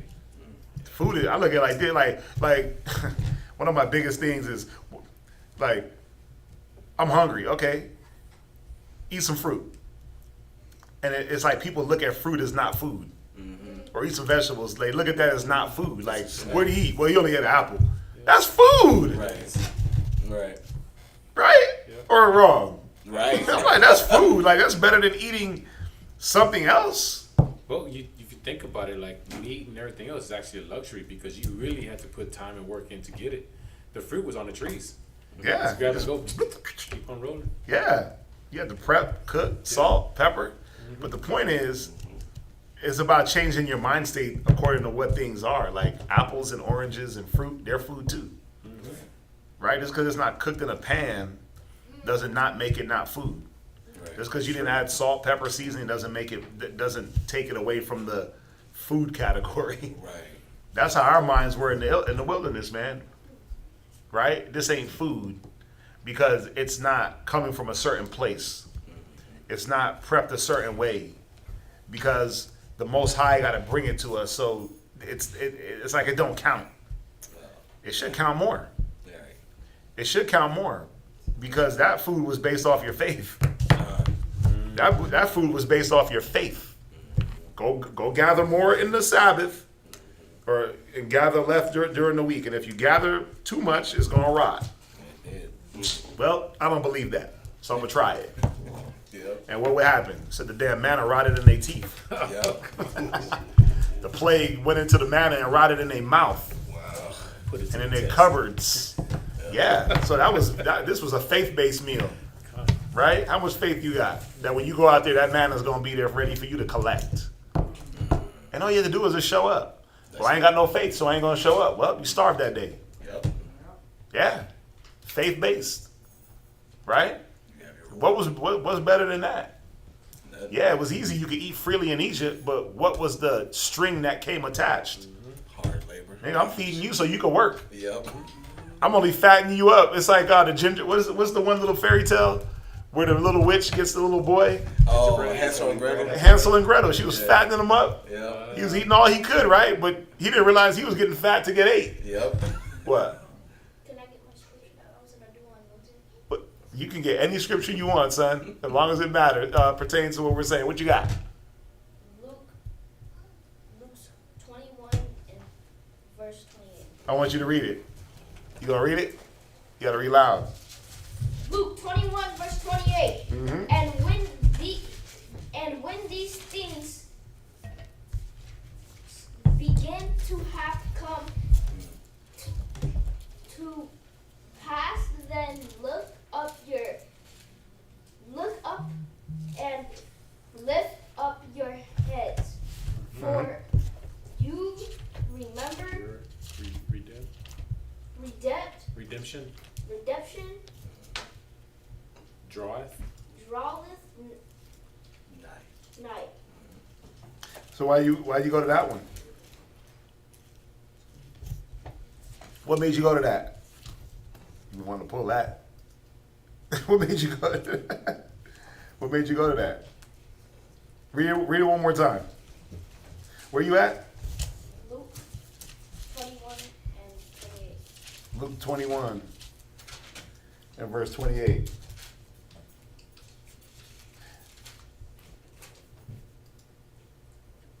Right? And when these things begin to come to pass, then look up and lift up your heads, for your redemption dwelleth nigh. Well, this is talking about, we're just talking about those end times, right? For them that are with child. This is talking about the end, yeah. When you see Jerusalem compact, this was talking about actual 70 AD, when Jerusalem was destroyed, right? So pertaining to what we're talking about with the manna, it wouldn't exactly fit. Were you close? You're close. I'll give you an E for effort. Right? I'll give you an E for effort, son. But y'all see with the manna, right? Yeah. Is quail lawful? Yes, quail is lawful. Quail is definitely lawful. Quail, doves, and believe it or not, pigeons. Yep. They're lawful. They're all in the same family, and we offered those things as sacrifice. Anything that we could offer as a sacrifice was lawful. So quails, doves, pigeons, turtle doves, they all fall in the same family of boids. Right, boids. Right, birds. Right, little small pheasants. Yeah. Those were they were lawful. Yes, I know. You know, you look at pigeons today. Those New York pigeons, they look like big flying rats. And people say, oh, they eat anything and blah. Yeah, I mean, they will eat anything because they've been conditioned to Yeah. eat anything. When there's so many of them, then they're not fed, and then all you got is decaying whatever on the street. Animal's gonna conform to his conditions. Gotta adapt. I've seen dogs eat plastic to get full. Yeah. I've seen dogs eat their own babies. Yep, Right? seen that. Goats are lawful. I've seen goats eat laundry right off the line. They eating cloth. They eating everything just to get that belly full. Yeah, that's facts. You know, it's just a condition. So, yeah, they're lawful. Quail is lawful. You know, another animal that's lawful? And you just like, really? Giraffe. Oh, that's interesting. Giraffes are lawful. They chew the cud, they split the hoof. Yeah. Who would have thought? You just run into the Serengeti and catch you a giraffe. If you can. Get you some giraffe muscle. Some giraffe That burgers. will take me. Yeah, it's probably tender. They eat grass. All they eat is trees. Right. All they eat is trees. So, I mean, their meat's probably real Real good. gamey, Tender. tender. Yeah. Big old Huh? neck. Big. It would seem like it would. Think about it. You ever see like a bull? Yeah. How thick they are Right. and how muscular a bull is? Yeah. Bro, we eat steak. We eat Yeah. cow. Cows are muscular animals. Right. They got real thick. Like, that's why most of the cow meat, damn near all of it, you got to cook it for hours to get it tender. That's facts. Unless you get you a filet mignon, that little, what is that shoulder? Right, that's on top of the shoulder, the filet. Backstrap. You know what I'm talking about? That filet, that's Yes. yeah, that's the back. Tenderloin. Tenderloin. Yeah, it's tender because it's not used. It's not used as much as the rest of the animal. So, True. you know, think about how much you got to do for a cow just to make it edible. Where you ain't ripping your whole teeth out with the tenderized, salt, pepper, grill for like 80 hours, smoke it, flip it, rip it, Yeah. cover it with foil, steam it. What? A giraffe is the tallest animal in the world, so it doesn't have anything else to use besides trees. There it is. See? Fun facts. The giraffe is the tallest animal in the world, so it only eats trees.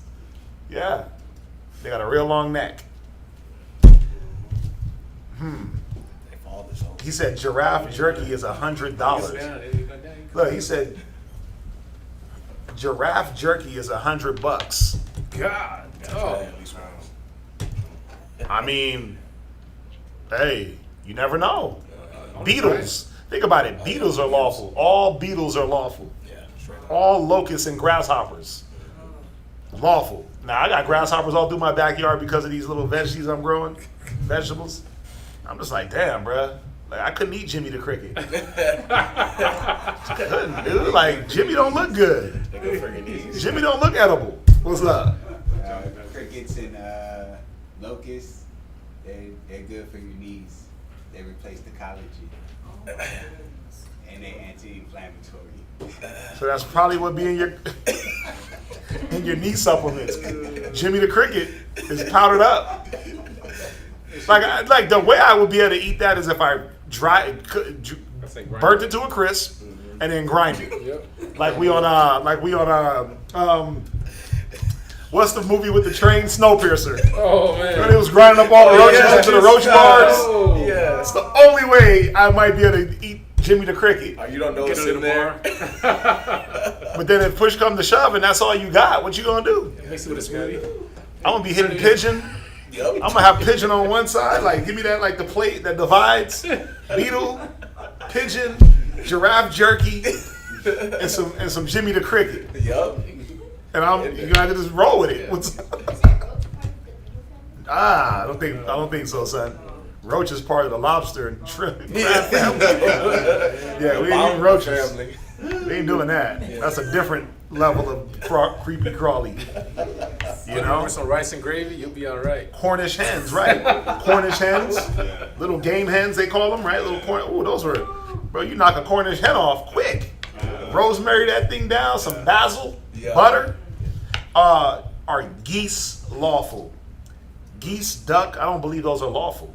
Oh, the web feet. The webbed feet, Yeah. right? And something with their legs. We have to look into it, but I don't. Off the top, I don't believe that those are lawful. Like eating duck. I heard crickets are good. LOL. Whatever people eat them, they say it's salty. I believe it. I mean, but they just eat grass. Yeah. They eat greenery. And you know, you go to like street vendors in Thailand, they got the cricket dipped in chocolate. Yeah. They fry them to a crisp. I remember, listen, the first place I heard about eating ants was here in Texas. Way when I was a kid, they were talking about eating ants. Yeah. The protein. I'm like, huh? People eat ants? Yeah. Ugh, gross. Yeah. So, what's that? My art teacher likes to eat chocolate ants. Yeah, see, it's disgusting. Wow. Yeah. Yeah, make sure you don't eat from your art teacher. Because eating chocolate ants is unlawful. Right. That's crazy. He's like, oh, damn, I messed up. Let's go back. Y'all over here eating ants. Eating chocolate ants and covered spiders. Chocolate covered tarantula. Yeah, you gotta be careful what you eat. People that you eat from, man, you gotta be careful. They will give you ant sauce Yeah. on top of your steak. Like, what's that new flavor? Oh, that's just bullet ant. Like, what the hell? Yeah, you gotta be careful who you eat from. Because people will put stuff in their food, man, and you ain't supposed to eat it. Where we at? Numbers chapter 11, verse 8. And the people went about and gathered it and ground it into mills. See that? They gathered the coriander-like seed. Remember, it said it was like coriander, so it's giving you a description of what the seeds look like. I'm not saying that it was coriander. It said it was like coriander. So it had that same texture, color, that same roundness, right? Just saying that because I don't want to say, oh yeah, we was out there just eating cilantro. I don't want to say that because it said it was like. Go ahead. Are beat it into a mortar and baked it in pans. Right, so they would get the seed, they would beat the pestle and mortar, right? Pestle and mortar, beat it, make it into a paste, and then now you can bake you some cakes. So we was eating bread and meat. We was eating chicken sandwiches out there. It was good. Bro, we was out there eating Popeyes. was out there eating Niggas is good. tripping. They killing for a chicken sandwich, and you out there eating Popeyes. That's true. You out there eating KFC chicken sandwiches, right? And guess what we was doing? Best believe we was dipping that in oil. Yep. We had salt. So we probably didn't have the 13 herbs and spices, but we definitely was eating good. We was definitely eating good, man. And then we had other things to go with it. Remember, the one thing we did have, we had cattle. We had cattle rolling with us. We were sacrificing, so we weren't wiping through our sacrifices, but we were eating. Israel be tripping. You were sacrificing on the daily. Yep. You was eating good. Yeah. Still Israel didn't want to give up they cattle. Yeah. That's the problem. This is mine. Yeah. Israel, man. Bruh. Stingy. It's true. Go ahead. and made cakes of it. Right, so we made cakes. Go ahead. And the taste of it was as the taste of fresh oil. Fresh, you know, that real clean oil. You cook something, you like, damn, it's light and airy. Con. Fresh olive oil. That's gonna say olive oil. Because that's the oil we use. We use fresh. So think about it. You got olive oil at your leisure. And you would just fry your cakes. Oh, yeah. Nice, light and airy, buttery. Go ahead. And when the dew fell upon the camp in the night, Uh-huh. the manna fell upon it. Then Moses heard the people weep throughout their families, Go ahead. every man in the door of his tents. And the anger of the Most High was kindled Like, greatly. niggas was sitting there weeping and crying for what? I'm so full. No, because I'm so tired of manna. Yeah. Wasn't full. They was tired Damn. of eating what the Most High was providing. Damn. Go ahead. And was kindled greatly. Moses also was displeased. And Moses said unto the Most High, Wherefore hast thou afflicted thy servant? And wherefore have I not found favor in thy sight, that thou layest the burden of all this people upon me? Have I conceived all this people? Have I begotten them? That thou shouldest say unto me, Carry them in thy bosom, as a nursing father beareth the suckling child, unto the land which thou swearest unto their fathers? When should I have flesh to give unto all this people? For they weep unto me, saying, Give us flesh that we may eat. I am not able to bear all this people alone, because it is too heavy for me. And if thou deal thus with me, kill me, I pray thee, out of hand, if I have found favor in thy sight, and let me not see my wretchedness. And the Most High said unto Moses, Gather unto me 70 men of the elders of Israel, whom thou knowest to be elders of the people, and officers over them, and bring them unto the tabernacle of the congregation, that they may stand there with thee. Where you at? Verse 17. What chapter? Numbers 11, 17. Okay. And I will come down and talk with thee there, and I will take of the Spirit which is upon thee, and will put it upon them, and they shall bear the burden of the people with thee, that thou bear it not thyself alone. And say thou unto the people, Sanctify yourselves against tomorrow, and ye shall eat flesh.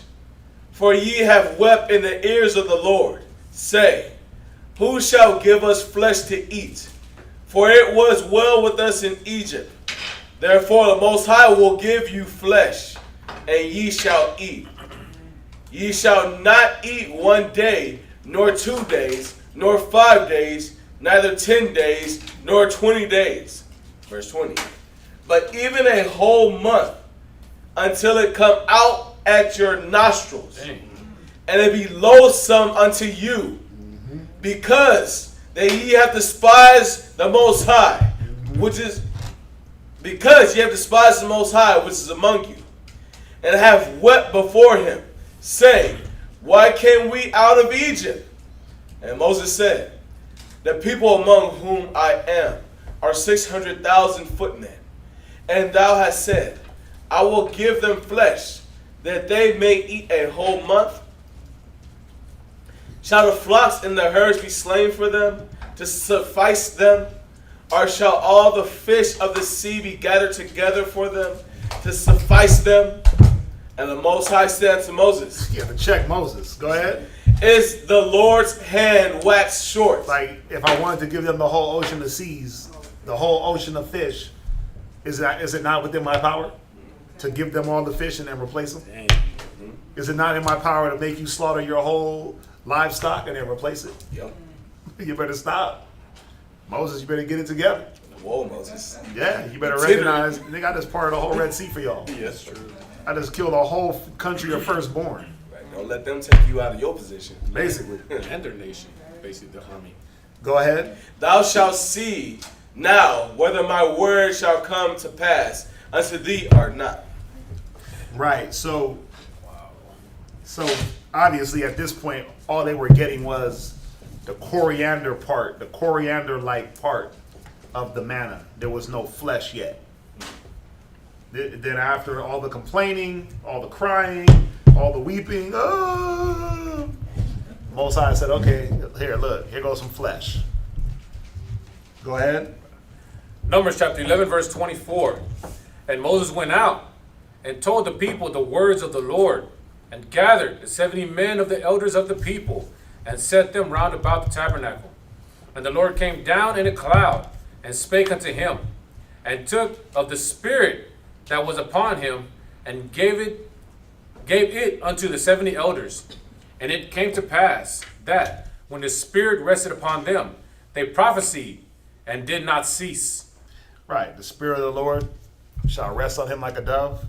The Spirit of the Lord will change you into another man and you will prophesy, just like Saul, just like you read Isaiah 11, just like you read Christ in Luke, right, in Matthew. Just like how you read about Saul, the Spirit was taken from him and given to David. Most High did the same thing here. His Spirit, he can give his Spirit to anybody he wants.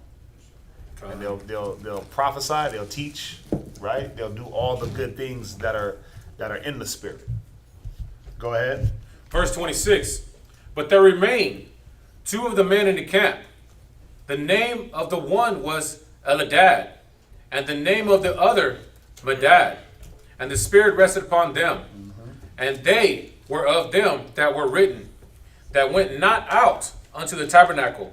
And they prophesied in the camp. And there ran a young man and told Moses and said, Eladad and Medad do prophesy in the camp. And Joshua, the son of Nun, the servant of Moses, one of his young men answered and said, My Lord Moses, forbid them. And Moses said unto him, Enviest thou for my sake? Would God that all the Lord's people were prophets, and that the Lord would put his spirit upon them? And Moses gat him into the camp, he and the elders of Israel. And there went forth a wind from the Lord, and brought quails from the sea, and let them fall by the camp, as it were a day's journey on this side, and as it were a day's journey on the other side. You know what's cool about this? It's like when the apostles seen those other men teaching, and they were like, Yahushua, basically, should we stop them? And he was like, basically, no. If they're teaching, let them be. If they're teaching in our name, in my name, then it's all good. The same thing here. Moses, he was like, look, I wish all the people were prophets, right? He said, Joshua was like, look, should we forbid them? And Moses said unto him, Enviest thou for my sake? Like, again, check him. What's your problem? You trying to do that for my sake? No. I would that all the Lord's people were prophets, and that the Lord would put his spirit upon them. You see that? Because that was the point. That if they were doing, think about it, like we going to run up on some cats that's teaching the Bible, like, y'all ain't in the truth because y'all ain't with our camp. Nah, we're going to be like, Kum Yashala, keep going, keep pushing, right? But you got some out there that, because you're not doing it with them, under their banner or their acronym, that you ain't doing nothing. You're not in the truth. Right. This has been on my mind for a last few days for some reason with these schools, man. It's like they got these whack little gang beefs, and then now the whole nation got to suffer under their beef with another school, and being told like, oh, you're a fake Israelite, or you're not you can't be saved, like. How could another man come and tell you that you can't be saved because you're not rolling with him? That's true. That's some niggerdom, if I ever heard it. Yep. That is some BS, right? And there's no scripture you can show me. There's no breakdown you can give me to prove that concept is real. Because if that was the case, why did we have more than one prophet? Why did we have prophets at the same time? You had Haggai, you had Haggai, and you had Zechariah. They were at the same time. Yeah. They were minor prophets at the same time frame, like literally months after each other, doing works. Right? So how, like, you have Peter and Paul.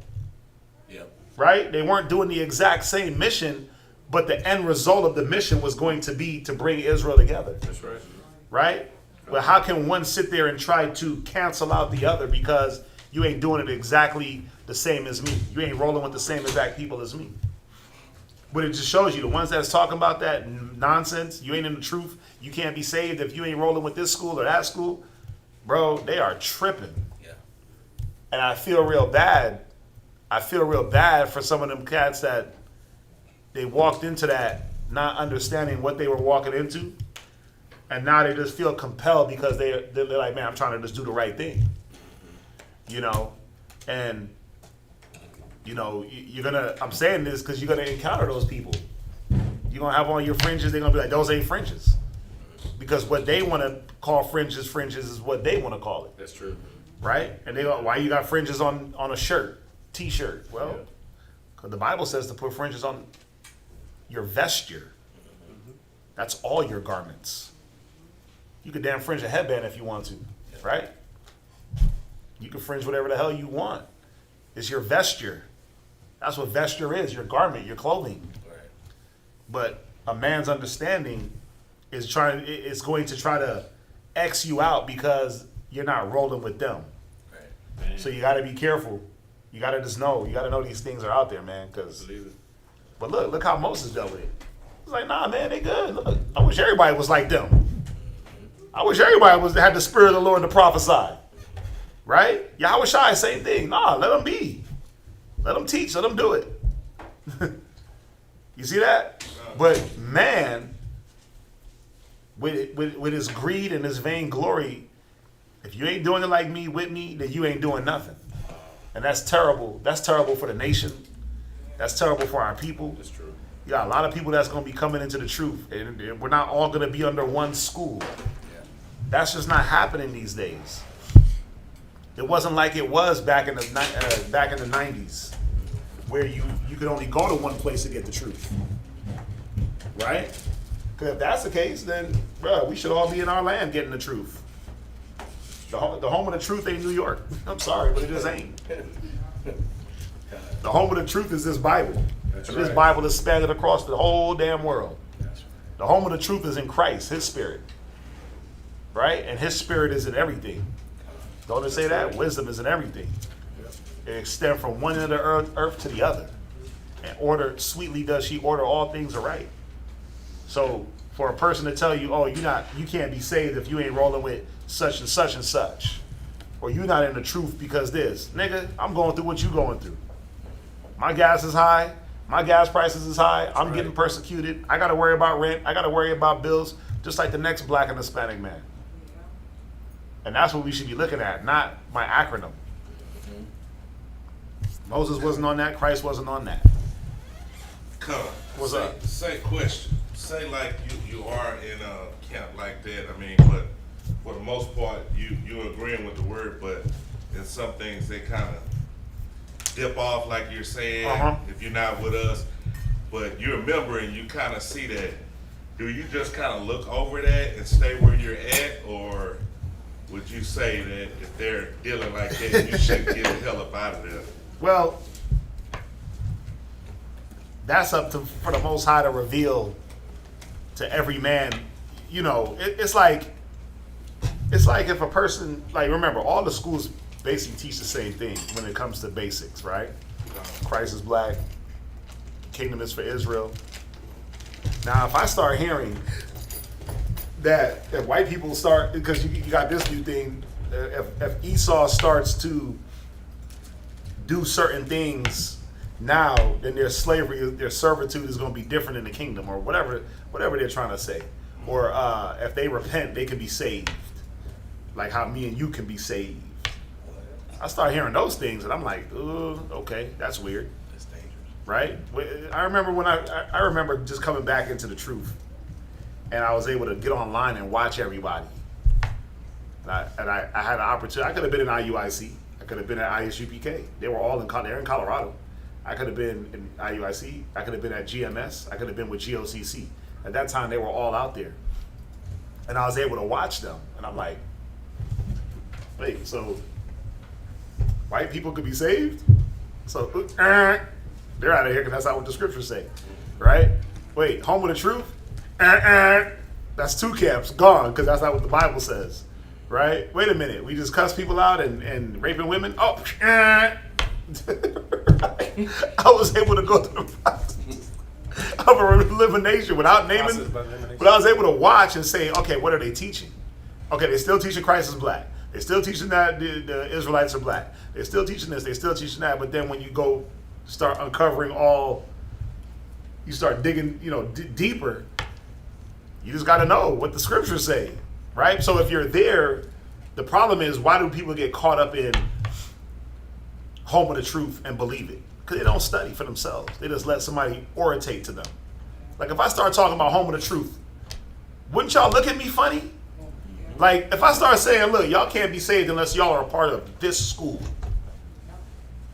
This school, wouldn't y'all be like, wait a minute. So what about the people that's not in this school? That's in like other countries. They got to wait for us to be saved to get there? So we got to have a school in all 50 states for our people to be saved? What about all the other Israelites doing work? Right. You didn't hear about it, like the first encounter with Israelites wasn't this school, was it? No. One man plant, one man water, the Most High get the increase. That's true. See, all those scriptures got to come into mind, but what does a person do? Study. Study for themselves and be convinced in your own mind. That's what you do. Even y'all, we always tell y'all, study. Make sure that what y'all are hearing is true to your understanding as far as going through and being able to back up the things that are being said. So if I say, oh, well, you can't be saved unless you're part of this school, your antennas should automatically wait a minute, let's go find that. Well, it says that the Most High is going to have every man saved according to his will. So is his will for everybody to be a part of this school? Or is his will for everybody to follow his laws, statutes, and commandments? And can you only follow the law being part of ISBHPK? Hell no. Hell no, you can't only follow the law being part of our school. There's many other schools out there that keep the law. From the biggest school to the smallest school, they still keep the law. They still do to the best of their ability, but then there's small other little things that it's like, nobody got it perfect though, right? Now, like if I sit there and say, you know what, it's a sin for you to have more than one rib, I gotta be able to prove that. Like you're a wicked nigga, cause I've heard them say you a wicked Negro if you got more than one rib. Now you gotta show me that. You gotta peel through this book and show me one wicked man that had more than one rib and where it was a sin for him, and I'd give it up. We can't teach that if that's the case, right? But we got to prove it. But when you start making that sin, then that's when the antenna should go up. Where is that in the Bible? Now, if I say that's school rule, that's different. School rule, every brother, one rib. Man of a first wife, that's it. School rule is different from you a sinner. But that's the problem. You're a sinner and you can't be saved if you're not a part of this school, or if you're not doing it like us, or if you're not doing it like we did. Like, come on, that's crazy. But what does a person do? Shit, you better get in that book and find out for yourself and be convinced in your own mind. That's it. Bible tells you to read. You got to read it. Read that you may understand. Yeah, I was glad that they came out because that's usually what I'm always on is like studying, reading scripture itself. Because I know a lot of times people will do things just because other people are doing it, and when they're doing it and don't really have a clear understanding of it, they're still in sin. So just like the scripture says, if a person eats meat, no one is wiser, whatever scripture. I'm botching it up, but if it offends your brother, you don't do it in front of them. Right. But one is not greater than the other. Whatever you do it as unto the Most High and believe in that. So I think a lot of times people do things and they don't believe in it or don't even know the origin of it, and then that's when they're in sin. Yep. You gotta know that you know that you know that you know that you know. Yeah. So What do? They gotta study. What's that? So there are going to be differences between camps and slight differences, but that should. So knowing that, I mean, is that enough? So you should just know it's going to be differences, and nobody's perfect, and don't be running from camp to camp to camp to camp, because it's never gonna be perfect, and we shouldn't hold each other so sternly that we can't unite or be together one another because y'all have y'all Sabbath on this day and we do ours on this day. That shouldn't say, well, we just don't want to deal with you. Yeah, it shouldn't, but it does. It shouldn't, but it does, because again, and I've seen it. I've been in the mall, working in the mall. I've run into every camp, and as soon as, we didn't always wear our friend shirts inside the mall, but then when we start wearing them, then you would be able. That right there would be the starting point of either the connection or the separation. That's true. So I've had. I don't want to name the schools, but I've had brothers from certain schools that don't believe you can wear fringes on the shirt. I've had them roll by, and shalom, yabashim shabakatah, right? Because that's all the same, right? And they just kind of look like, oh, and then shalom, and then keep it moving. They ain't dealing with you, right? I've had brothers that, shalom, Yahweh, Bahasham, Yahweh Shai, Barakatah. That's our salute, right? That's the salute I grew up with. That's what I know. But then you have the extra salute. That throws the Yahweh, Hamashiach, Bahasham, Yahweh Shai, Barak, right? McCall, all the other, and you right? Right? But that's why we go to the summits. Because there's different brothers and sisters there under different upbringing. They got a different salute. They every time they see Christ in the Bible, Hamashiach Yahweh Shai, we don't do that all the time, right? But then you have some people that'll hold you, if you don't say it like that, then you ain't reading right. I've had a brother do that to us one time. We were at the summit. We were reading. It was in San Antonio. Brother was reading, and he was reading, and he said Yahweh Shai. He said, nah, sit down. You're not reading right. Give me another reader. And he wanted a reader from his camp. And the brother got up, and he was Hamashiach Yahweh Shai. That's how you post it. And it's because you didn't say Hamashiach Yahweh Shai, it's wrong?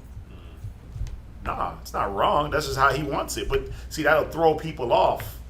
So yeah, there are going to be slight differences because of vainglory, because of knowledge puffeth up, because people want to have heaping to themselves students and teachers, right? So you got all these things, right? But then you also have where, some of the old things that we've learned about Moab and Ammon, right? You don't hear me really say Moab and Ammon concerning the Chinese because you can't prove it. We were taught that back in the day, but there's no proof to show that Moab and Ammon is the Chinese and the Japanese. There's no evidence. So we stay away from that, right? But then you got Yeshaya, who's been bringing out a lot of evidence on some different things, just different things showing that some of the Chinese, they're actually Israel, and got evidence and proof, right? Not saying all, just like not every Mexican is an Israelite, not every black person is an Israelite, Right. but showing that, we're still scattered everywhere, and that was a point that was overlooked maybe 30 years ago, 20 years ago. That's coming to light now. So that's going to change, but it won't change for everybody. You see that? That won't change for everybody. Moab and Ammon is always going to be Japanese and Chinese for some people, for some camps. That's true. Even if there is no proof. So yeah, there are going to be differences, but that's what you got to wrestle with is, am I good with the differences? Again, if a person is showing you that having more than one rib is a sin, then they got to prove all things. And if they can't, then you got to say, well, okay, that's a difference according to all the other schools, but are they right in their difference? Are they justified? Can they prove their difference? You see what I'm saying? Then that's when you got to make the decision to say, okay, well, what else? Let me hear what else is going to be off.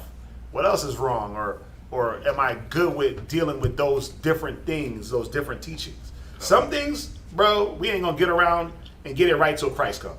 That's true. Trying to battle who's this nationality and that, like some of those things don't even matter because they can't save you. And Yahweh Shai is going to come and clear that board and show you, look, this how it is. This is the new moon. This is Ruth. This is Cornelius. This is that. You see what I'm saying? We can sit there and argue about Ruth and Cornelius all goddamn day. They dead and gone doing their thing. What the hell are we doing? That's right. We can argue about new moon all day, but are you doing anything to show the Most High that you trying to repent? See, that's what it all is going to boil down to. And then Yahweh Shai, he'll even out the playing field and show us how he wants us to believe things and give us the understanding. But until then, there's going to always be different. The scriptures say that heresies will come. The scriptures say that in Corinthians. Why? To show them that are approved. Because you're going to have people coming up talking about the whole Bible is allegory. Right? Christ didn't do miracles. Jonah and the whale was an allegoric story. Right? Everything, the whole Bible is written in allegory. So when it says seas in every situation, it's talking about people. That's retarded. Yeah. So when Moses parted the Red Sea, he parted people. Right. So we walk through people, or then we walk through a literal Red Sea. You see, I mean, you see where it's like, wait, so it's all allegory, but then so there's no Red Sea. That was allegory too. And when you start going through it, guess what you get to do? You get to exclude them from who you learn from, and you go down the line and you exclude things. Right. That's the Right? deal breaker right there. Yeah. Yeah. Right? That's a deal breaker. Yeah, and I'm not sitting, and mind you, I'm not sitting here saying that we got it all perfect. Yeah. Right. I'm not saying that. But for the most part, what we don't know, we just leave alone. You know, we leave certain things, there's certain things we don't teach. Why? Because prove it. Prove it. I'm not going to open my mouth if I can't prove it. Got to be able to prove it one way or the other. But some things is blurred lines. Everything ain't clear cut in the scriptures. Yep. You know what I mean? It's just not. So you just leave it alone. What's that? I had a precept just on what you saying in 1 Peter 3:15. First of all, why are you taking my scripture? Second of all, no, I'm playing. What you got? I think I know where you're going. Them that stumble. Who's that? Go there real quick. Book of 1 Peter, chapter 3 and verse 15. Uh-huh. But sanctify Go the ahead. Lord God in your hearts, Right?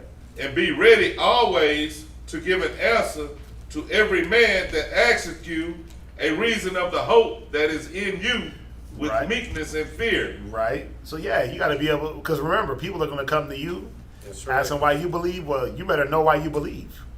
You better be able to prove your belief. Prove your faith. Prove what you believe in. Listen, this boils down to the simplest thing. The simplest thing. Forget about like camp doctrine. But why do you dress the certain way? Why do you speak the certain way? You better know why you do it. That ain't got nothing to do with us. That got something to do with y'all. Right? We teach it. We show you the Hebrew and the salutes and those different things. But you got to believe in your heart that that's what it is and why you follow it. You got to know why. You know? Go ahead. 16. Mm-hmm. Having a good conscience, that whereas they speak evil of No, you, that's it on that. That's it on that. So, yeah, you know, there's going to be a lot of different camps popping up. A lot of different camps. Come on, the cat was talking about he was a comforter. Right? Most High put him to death, and you haven't heard nothing from that school. You can't call yourself the comforter. You can't call yourself the voice of God. Most High is not mocked. Gone. Because if the voice of God dies, then is it really the voice? Oh. If the comforter gets put to death because of coronavirus, who comforted him?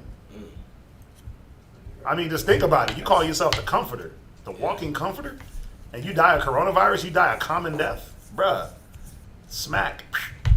Right? You the voice of God, you the home of the truth. The home of the truth can get raided by the FBI, and then what? The home of the truth can go bankrupt, and then what? That's going to be the home of the truth. So then where do we go from there? There's no more truth if these leaders aren't around. You see the mind state. Like, my question is, so you mean to tell me the 144,000 is all going to come from one school? Well, then, goddamn, we got a lot of time to sit here and wait. Right. If it's all coming from one school, that's a lot of waiting we got to do. Or even 2 schools or 3 schools. The 144,000, some of them ain't going to be in camps. Yep. The 1/3 ain't going to all be in a school. That's what people don't get. They're not all going to be in a school.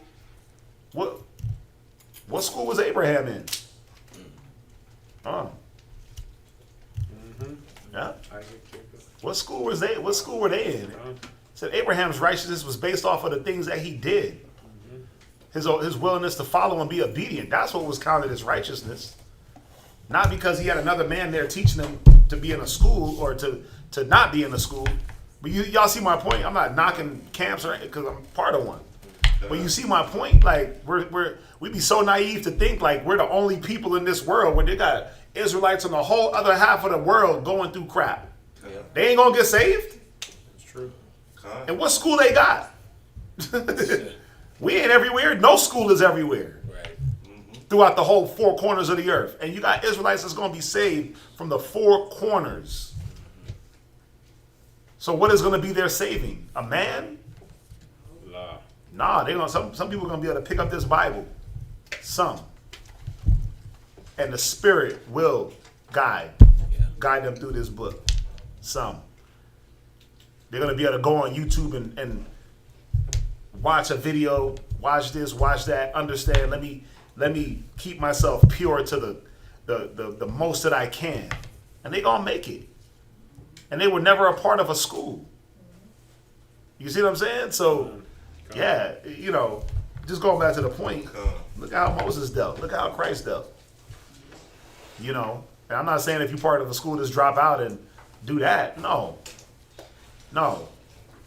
But don't think that every single person that is going to be saved is going to be coming from one school or another. Nah, man. We're going to be coming out of places that you didn't even think existed, that you didn't even think Israelites were. Think about it. What Israelite school is in Egypt? What Israelite school is in Shinar? What Israelite school is in Upper Egypt? Pathros? Where? If we're going to be coming from them places, show me an Israelite school in Cush, Ethiopia. Where's niggas in Ethiopia teaching the Bible? Where's niggas in Egypt teaching that the blacks and Hispanics and natives are the true Jews? Where? So how the hell are we going to come from there? See, it don't make sense, right? It don't make sense, that thinking. Right. Let's jump back. I answered your question. Yeah. Touchy subject for me. Because to me, it don't, the computer ain't putin'. It don't pute. The computers don't pute that we all gonna come from one school. That's like saying we just gonna come from one place. Right. Like all Israel, the whole 144,000 is just coming from North America? What the hell? We'll be here forever. So what about the other cats that are living and striving in righteousness that you just don't know about? Because you don't see it, you don't believe it. That's our problem. We don't see it, so we don't think that there's someone else other than us. It's a vast world we live in. True. Very big. Very big world we live in. It could be the damn cat somewhere in Mississippi in his basement, just class. Like, and it might not be our class, right? And he might not associate with a school. But he might be holding his damn integrity. Right. He might keep that law. He might do everything that the scriptures say to do, that he can do in his power. Because isn't that what we do? Everything that's in our power? He might be gathering with other people. He does his gatherings. He does his thing, right? He just ain't like I'm part of this school or that school. Is he not going to be saved? Because he don't got an acronym on him? Nah. Of course he can be saved. Of course he can. We got to get out of that thinking. And that's one of the biggest things that's killing us is when you see another Israelite, you can't even say shalom without the nigga hitting you with, what's the chip? or how many wives you got, Damn. or what? How come your fringe game ain't right? You know, why you can't shave your beard. All that, bro. Like, you know, it's just wild. Like, shalom means peace. Yeah. But you coming with contention. But that's how you know who's really about the book and who's not. Because if my first encounter with you as an Israelite is for you to doctrine bang me, then we got issues. Then you got issues. Right, yeah. Because my first thing is to try to get to at least come and show you cordial, peaceful brotherhood. How you doing? And where you from? This, that, and the third. It was the compassion. All of that. Yeah. Right? But if your thing is doctrine, then we already know you got a lot of scruples missing. And all you about is doctrine. And you don't understand the things that Christ was trying to teach the apostles. The things that Paul was talking about. The things that Moses is dealing with. You miss those things, the weightier matters in the law. You about the letter of the law. You see that? So, yeah, we got a lot of work to do within ourselves. I don't give a damn. If you're an Israelite, I'm going to salute you. Straight up. I'm going to salute. Shalom. At least I'm going to hit you with a shalom. I might not do the whole Yahweh Shem Yahshua Barakatah because not everybody knows that. They don't. Not everybody subscribes to that. But I'm going to at least shalom. Right. How you doing? Where you from? What's going on with you? Right? And then we'll go from there. If I see fringes, shalom. Sister, brother, kid, shalom. Everybody don't roll like that. Everybody ain't on that. A lot of people's on division. And you ain't with me, so you ain't doing it. That's what we got to deal with. I'm glad you said that because I ran into, when I did my MRI, the guy came out with fringes. There was only two guys inside the place. You know, he came out with fringes and I looked at him. I didn't know how to approach him. So I just sat there and waited until he turned around and he said, shalom. I said, hey man, shalom, brother. So I did Yahweh Shem Yahshua, but he didn't know how to say it. He just sat there and I said, you know, shalom, brother. You know what I mean? Yeah, I keep it simple. I don't even I don't go into none of that. Shalom, Yeah. how you feeling, brother? Shalom, Yeah. you doing good? How you been? Like, be brotherly. Be shalom, sis. Yeah. See you with the fringes on? Okay. That's what's up. Right? That's it. I don't even go into what school you with. I don't care. Because that's going to cause division. Yeah. All right. I don't go into none of that. Yeah. He was asking me the same thing. He was, you congregate? And I said, I do. I asked BSBK. I said, where do you go? And he said, IUIC. Yeah, if they ask. Okay. Yeah, if they ask, I'll tell them. But I'm not going to be the one to initiate that. Right. Because people automatically get on the defense. Yep. Oh my God, school. Wait, he's part of a school. Some people don't even believe in going to schools. Yeah. They believe in sitting in their house and reading the Bible and it's like, right? You got to know, but when you've been in that situation enough, you know how to approach. And the coldest part is, you can look at a brother and tell what school he's with. Yeah. They roll the way they roll. You can tell, like, oh, okay, he's not with any school. Oh, he's with that. Oh, he's with that. Oh, yep. Oh, yep. We got people that come to that cart all the time. Sisters, 0 fringes. Brothers, 0 fringes. Yeah, I'm part of this school. That's what's up. Shalom. Okay, you coming to Bible Wells? Yeah. So, and if they want to engage in some spiritual talk, we'll rap to them. Right? We'll rap. We'll talk Bible. Sell some oils, talk Bible. But never on the level of you got to come be with us. No. Never on that level. Right? Never on the level of, you got to come deal with us because you ain't going to be saved if you with them. Oh, that's who you with? That's what's up. Oh, y'all over there on missing that? Y'all still over there? Yeah, that's what's up. Yeah, can we see y'all street teaching sometimes? Yeah, that's what's up. Barakatah, that's what's up.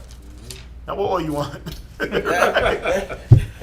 Bruh, it's sad that it gotta be like that. It's sad like it gotta be like that because just think about it, man. Not everything ain't like that. Like there's truck drivers hating on truck drivers, there's mechanics hating on mechanics. Like another mechanic gonna see you like, you only work on Toyotas, F you. Right. You work at Bridgestone, man. You act like they're gonna be like, okay, you pick your brain. Like everybody else teams up, but we the only ones that fight each other. Yeah. You know what's that? Oh, and I think I found my scripture. It was Romans 14, Okay. 17. 14. Romans 14 and 17. 14 and 17. Read it. Book of Romans, chapter 14, verse 17. For the kingdom of the Most High is not meat and drink, Yep. but righteousness Yep. and peace Yep. and joy in the Holy Ghost. Yeah. And because it's not about the school, it's not about the fringe, it's not about any of that. It's not about, like, if you don't get past those things, you won't get to the point of the joy and the peace. Think about what causes division, even in what we believe. Something as small as a fringe, the nigga will go get up in arms and kick you out of his building because you ain't got it, or because you ain't got it like them. Right. Bro, you walk in, you brand new off the street. Brother, where's your fringes? You're like, wait a minute, what the hell is a fringe? Right. You don't even know what a fringe is. Well, you walking in and they like, nah, get your fringes and then come back. And you like, whoa, okay, where's the Christian church? Because they'll accept me as I am. Ain't that what happens? Come on, we got many stories of brothers walking into certain schools and because they ain't got a fringe on, they ain't got no fringes on, it's like they're ostracized off the bat. It's like, wait a minute, can I get a chance to even understand what the hell the fringes is for? We've had brothers and sisters come in here and not wear no fringes for months. To do what? Get the understanding of why. Right? To get the understanding, to be convinced in their own mind. To get their wardrobe up. Right? They might not have the dough. That's right. It ain't cheap. Come. You might have maybe 2-3 good fringe shirts. Right? Single brothers got like 2, 3, 4 fringe shirts. It's 7 days in a week. So unless you're doing laundry twice or repeating, you just ain't gonna have it. I was there. I get it. But if you don't give a person a chance to even understand certain concepts and why they should be doing and letting their spirit, you won't get to the joy part. Right.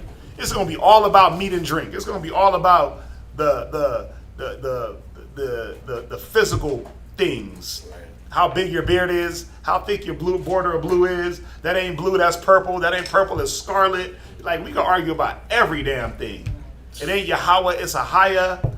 Bro, we can go all day. Those are graven images. No, they're not graven images. You got the menorah on, that's a graven. Like, we can go through everything. We could pick everything apart with every school and with ourselves. But where will we get? Not to this. Come.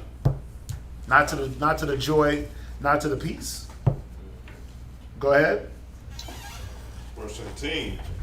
For he that in these things serveth Christ is acceptable to the Most High and approve the men. Yeah, he's accepting the ones for the peace, not for the meat and drink. Not because your fringe and your beard. He's approving you and accepting you based off of how much peace with all men are you trying to be at? Right. How much contention are you trying to kill?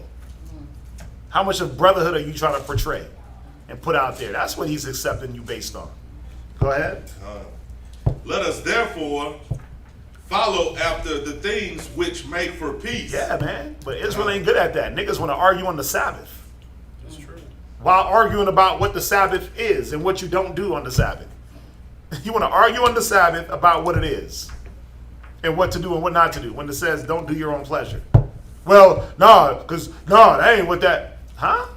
That ain't what it, oh, okay. That ain't what it says, huh? Well, because the Sabbath day today, it's when the sun does something weird and the moon does something weird. Full moon. You see my point? Yep. It could be argued about. Go ahead. And things wherewith one may edify another. For meat destroy not the work of the Most High. All things indeed are pure, but it is evil for that man who eateth with offense. Right.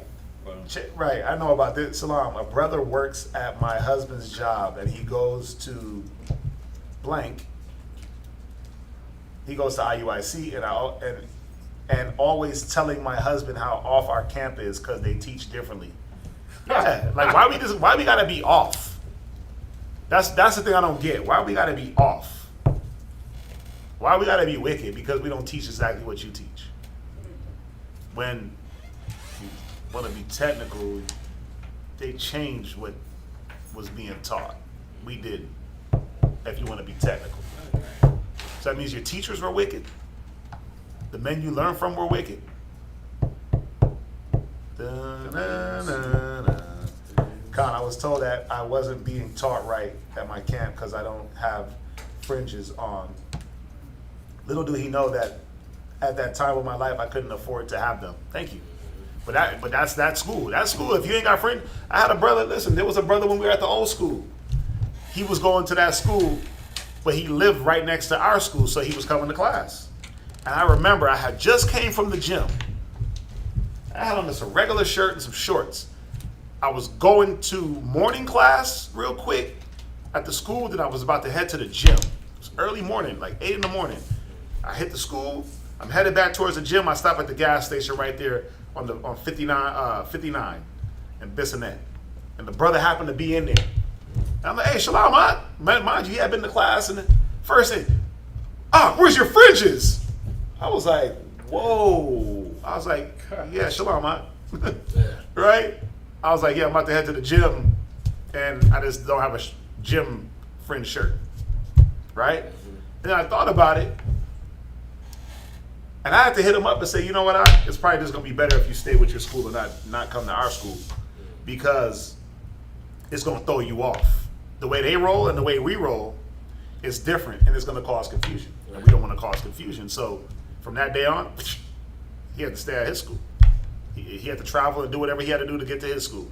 I don't know if he still does, but it wouldn't have worked out with him trying to be at our school, right? And they do things a certain way. He fringe checking cats, right? It wouldn't have worked out. So it was better to just go do your own thing.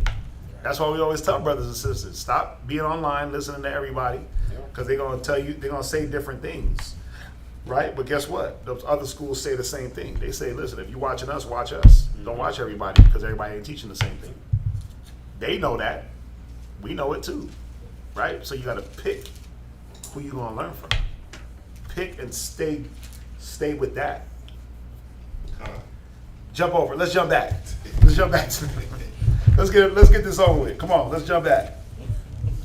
Let's get it. Listen.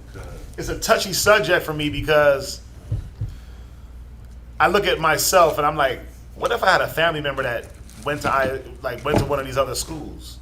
Do I denounce my family because we're not in the same camp? Hell no, I wouldn't. But would they let that be would we be Crips and Bloods? You grew up with your cousin. You grew up with your cousin, and then all of a sudden you became a Blood, he became a Crip. Now y'all shooting at each other from down the block. Y'all shooting across the street from each other. Like, what the front door? Right? I thought the truth was supposed to bring us together, not divide us further. And put us into more oppression. That's definitely oppression. Yeah, so that's my thing. It's like, dude, what are we doing here? Yeah. We getting better or getting worse? But really, it's the who. It's the who. Anyway, wow. Con, I get the same thing from my cousin who was in GOCC. We just stopped talking about the Bible with each other. Damn, that's sad. Yeah. That's sad as hell that you got to stop talking about the Bible with another person that's supposedly in the Bible. I never seen Christians beef. I always see them walk into church and they all get along. No matter what denomination. Am I wrong? That's true. Do the Pentecosts get along with the Baptists? They got a different, their understanding ain't the same. They believe what? You can still eat pork, right? As long as you pray over it. Yep. John 3:16, everybody can be saved. Go to any Christian. Yep. It don't matter. John 3:16 says the same to every damn Christian. They all can eat pork because you just pray over it. Mary was a virgin to every Christian. So what the hell is our problem? They all believe, like, you could be a Baptist, Pentecost, Seventh-day Adventist, you could be anything. Jehovah's Witness, and guess what? Mary was a virgin. Right? They'll die with that. And if they don't get it, guess what? They'll sit there with each other and, this is my point of view, brother. And they'll agree or disagree, but they won't hate each other. Yeah. They won't denounce each other. They want to fight each other. Yeah. We got a whole different battle. Like, we got to battle ourselves and the damn white man. That's It's true. crazy as hell. Wow. We're the only ones that gotta battle ourselves, and then the white man, and then Chinese people, Japanese people, Indian people. Like we gotta battle every nation and ourselves. God damn it, It's the greatest fight. bro! It's too much. It's the greatest It's fight. way too much, man. So Uh, Moses was like, "Nah, man, let them do what they do." I wish everybody was prophesying. Just because they ain't come into our area and do it. Go ahead, read on. Numbers chapter Yeah. 11, verse 31 from the top. Yep. And there went forth a wind from the Lord, and brought quails from the sea. I And let- got AC. Hey. They was there fixing it. They had to put in a new unit, so it looks like it's getting cooler. There you go. Look at that. Hey, suffered 7 days without it. I'll take it. I ain't tripping. Con. I ain't tripping. It was nice and sweaty up in there. Go ahead. And let them fall by the camp, as it were a day's journey on this side, and as it were a day's journey on the other side, round about the camp. And it were, as it were, 2 cubits high upon the face of the earth. Verse 32. And the people stood up all that day, and all that night, and all the next day, and they gathered the quails. He that gathered least gathered 10 homers, and they spread them all abroad for themselves. He said, real quick, hey, you guys.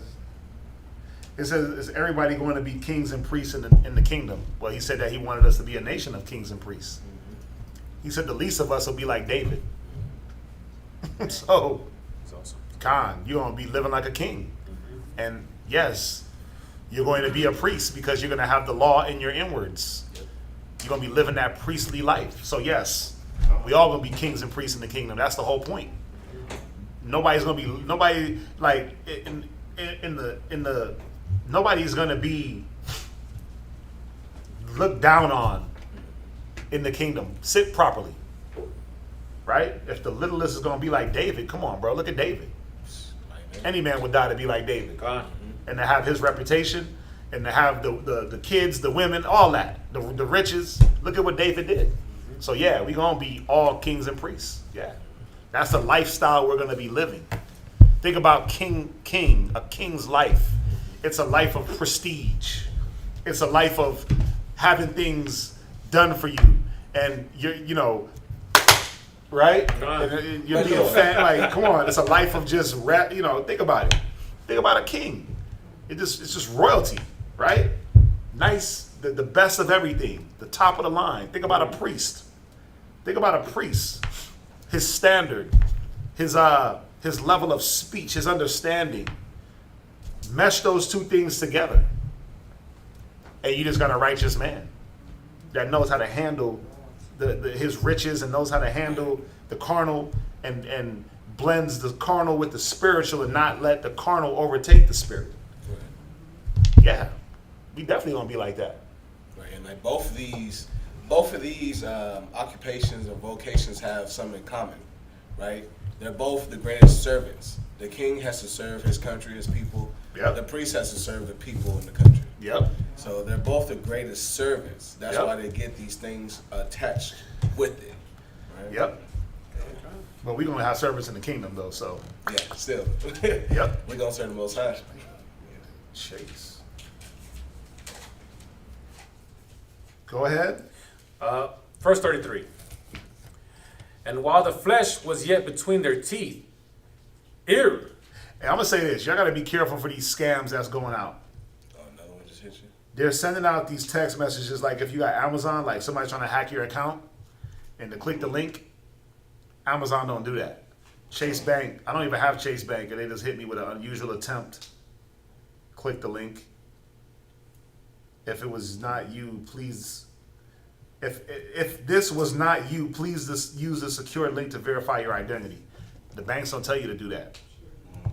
And if you go on your banking app and you don't have an alert, that means the text message was fake. But they've been hitting my phones. But Amazon, this Chase Bank, I don't have Chase anymore. I haven't had Chase in years. So just be careful. You got people that'll send random text messages. Hey, Billy, did you, such and such told me you were selling a house. Like, I don't even own a house. So I just scam them back. I just send class to them. Just like I send class links. Then they stop hitting you up. Then they come with a different number. So just throwing that out there because they are sending those things out, trying to. You click the link and it just opens up your phone to them. yeah. Yeah. So you thinking it's the bank and you throwing in your social and all this. Just be careful. The fraudulent life, man. People are out there defrauding people. Yeah, big time. That's like the new thing. Viral, breaking into what is it? Hacking. Yeah. Even these QR codes now. Yeah. Yeah. Oh, They said don't even scan these QR codes. really? You know, yeah, it's do's and don'ts about scanning those QR codes. Oh, wow. Because a lot of them not attached to a business. It's attached to a worm that's going Yeah. into your phone and siphoning information. Right. Yeah, it's scary because everything we use is digital, electronic. I try to use my phone with the tap and pay at certain places. Oh, yeah. But even that, they got a way to, NFC, they got a way to rob you. Yep. All the cards now you can tap. All somebody got to do is walk by you with a scanner. Yeah. And they got all the info. So, one of them just hit this phone. I'm like, dude, it's crazy. Emails, I got weird emails. Like your package is confirmed to be shipped. You know what? I had that too. Bro, just recently. I get those Yep. all day. Spam, to the point where I might have to just get rid of this email I have and use my other Gmail. But yeah, just putting it out there, man. Last days, niggas is trying to get over. Don't get got. Go ahead. Numbers, chapter 11, verse 33. And while the flesh was yet between her teeth, ere it was chewed, the wrath of the Lord was kindled against the people, and the Lord smote the people with a very great plague. And he called the name of that place Kibroth Hattaavah, because there were buried the people that lusted. And the people journeyed from Kibroth Hattaavah unto Hazeroth, and abode at Hazeroth. Chapter 12 and verse 1. And Miriam and Aaron spake against Moses because of the Ethiopian woman whom he had married. For he had married an Ethiopian woman. And they said, Had the Lord indeed spoke only by Moses? Hath he not spoken also by us? And the Lord heard it. It wasn't about the woman. It was about they wanted to be heard. They wanted some leadership. Moses and Aaron. Now, the cold part about, or Miriam and Aaron, the cold part about this was Moses gave Aaron, he gave him that position as far as he could have took the priesthood for himself. He could have been the high priest. Yep. But he gave that to Aaron. He followed the Most High and gave that to Aaron. What did Miriam want? Well, she was a prophetess, right? The Bible said that she was a prophetess. She would prophesy with the women, with the instruments and those different things. So it's like, what the hell do you want? But see, power is contagious. They wanted a voice more than what they had. Aaron's ass should have been put to death, first of all, for making that golden calf. Yep. And Miriam just needs to fall back and just do what she was doing. Like, what's the problem? Sometimes that leadership ain't what you think it is. Praise the Lord. Sometimes that leadership, man, you be second questioning your whole existence. Like, damn, this is not the sparkly, shiny thing that I thought it was going to be. When remember, the leader is held accountable for everything, good and bad. Yeah. You sink with the ship, you rise with the ship. And that sinking is, when you getting all them kudos, cool. But when that thing is sinking, you feel it. Them kudos, that feeling only lasts for a while. But when things are going bad and you're the one looked at, and it is this thing after the other, this thing after the other, it's like, geez, it makes you bethink yourself. Makes you second think yourself and say, damn, is this what I signed up for? Right. Yeah, they didn't get it, man. Have the Lord indeed spoken only by Moses? They wanted to speak too. It's like, for what? That's true. It's easier to just lead, to follow. Yeah. They wanted the hard job. But what were they looking at? The glitz and the glamour. Bro, there was no glitz and glamour here. They was trying to kill Moses. Right.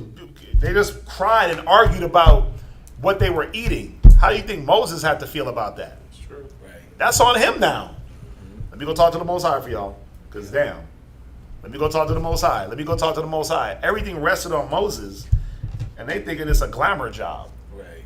Like they didn't see like how Moses was just talking about in the previous chapter when he was, all the stuff that he was listing off and rattling. Yep. They didn't see that side of things, that mental anguish, that pressure, right? They just saw, oh, he's the leader, he has a status. He gets to talk to the Most High. He talks to the Most High. Most High talks with him. Why can't we have that? They're like, what are you gonna do with that? Even if you did get it. But didn't Aaron see what he was going through? Because he was standing right next to him. He was second in. But that's the point. Yeah. you see what you want to see. You're right. Man. In his mind, he's probably like, You block out what you want to block out and see what you want to see. Go ahead, read on. Verse 3. Now the man Moses was very meek above all the men which are upon the face of the earth.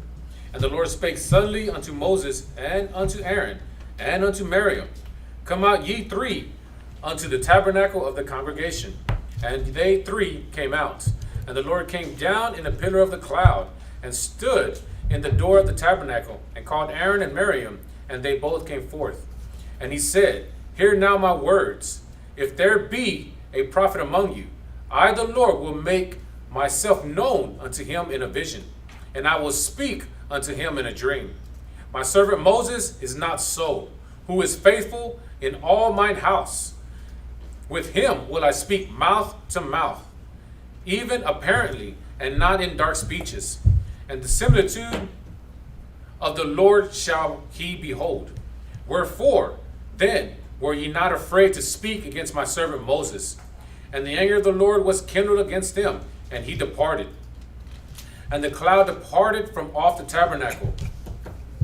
And behold, Miriam became leprous as a snow. No, white as snow.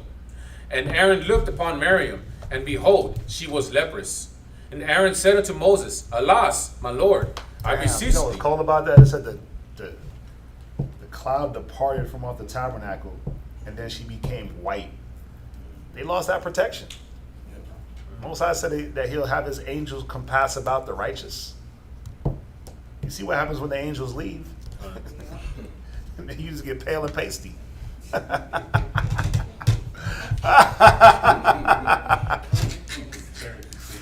You turn into a damn Edomite, man. Lose your hue. Yeah, you lose your whole zone. Yeah. The tabernacle, the cloud, the angel left. The angels left the tabernacle, and there was no protection from Miriam. Yeah, go ahead.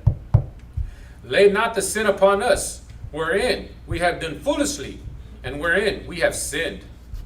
Let her not be as one dead, of the flesh is half Of whom? of whom the flesh is half consumed, when he cometh out of his mother's womb. Yeah, that was your boy Esau.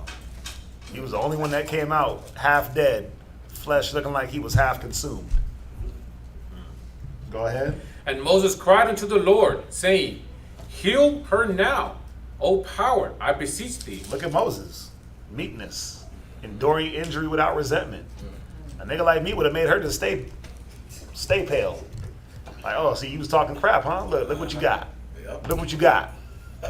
You would have just been a walking leper, a walking leper. Example. You would have been the example. See, don't talk about me. But look, he begged the Most High to heal her. Compassion, meek. You see that? Go ahead. And the Lord said unto Moses, If her father had if her father had but put spit in her face, should she not be ashamed 7 days? Mm-hmm. Let her be shut out from the camp 7 days, and after that let her be received in again. Right. Because if you got spat on, that's what would happen. Bodily fluids hit you, you'd be shut out 7 days for purification. So he's like, just let her be shut out 7 days from the camp. Let that be her punishment. And that's what you did with a leper anyway, right? Yeah. Yep. So let her think about her life for 7 days on her own in the leper camp. Ew. Nobody's dealing with you when you're in the leper camp. Nah. That's... Nope. Wow. Nobody dealing with you. You getting stiff arms, at arm's distance. Right? Go ahead. And Miriam was shut out from the camp 7 days, and the people journeyed not till Miriam was brought in again. What is that? Right, read 16. Verse 16. And afterward the people removed from Hazeroth and pitched in the wilderness of Paran. Right, so let's go to Zechariah, right? Zechariah chapter 3, verse 3 1. and 1, or no? Go to Zechariah 2:13, and then 3 and 1. They had It's, 214. you had 2:14, I know, but there's no 14. Actually, just start at 3 and 1. Yeah, Zechariah 3 and 1. Zechariah 3 and 1. Let's go to 4, 4 to 7. 4 and 7. 3 and 1 to 4 and 7. And then Matthew 14. So you're gonna read, yeah. Yep. You got it? Come on. Zechariah chapter 3, verse 1. And he showed me Joshua, the high priest, standing before the angel of the Lord, and Satan standing at his right hand to resist him. Right, so this is Zechariah catching a vision, right? Zechariah getting a vision. Go ahead. And the Lord said unto Satan, the Lord rebuked thee, O Satan, even the Lord that had chosen Jerusalem rebuked thee.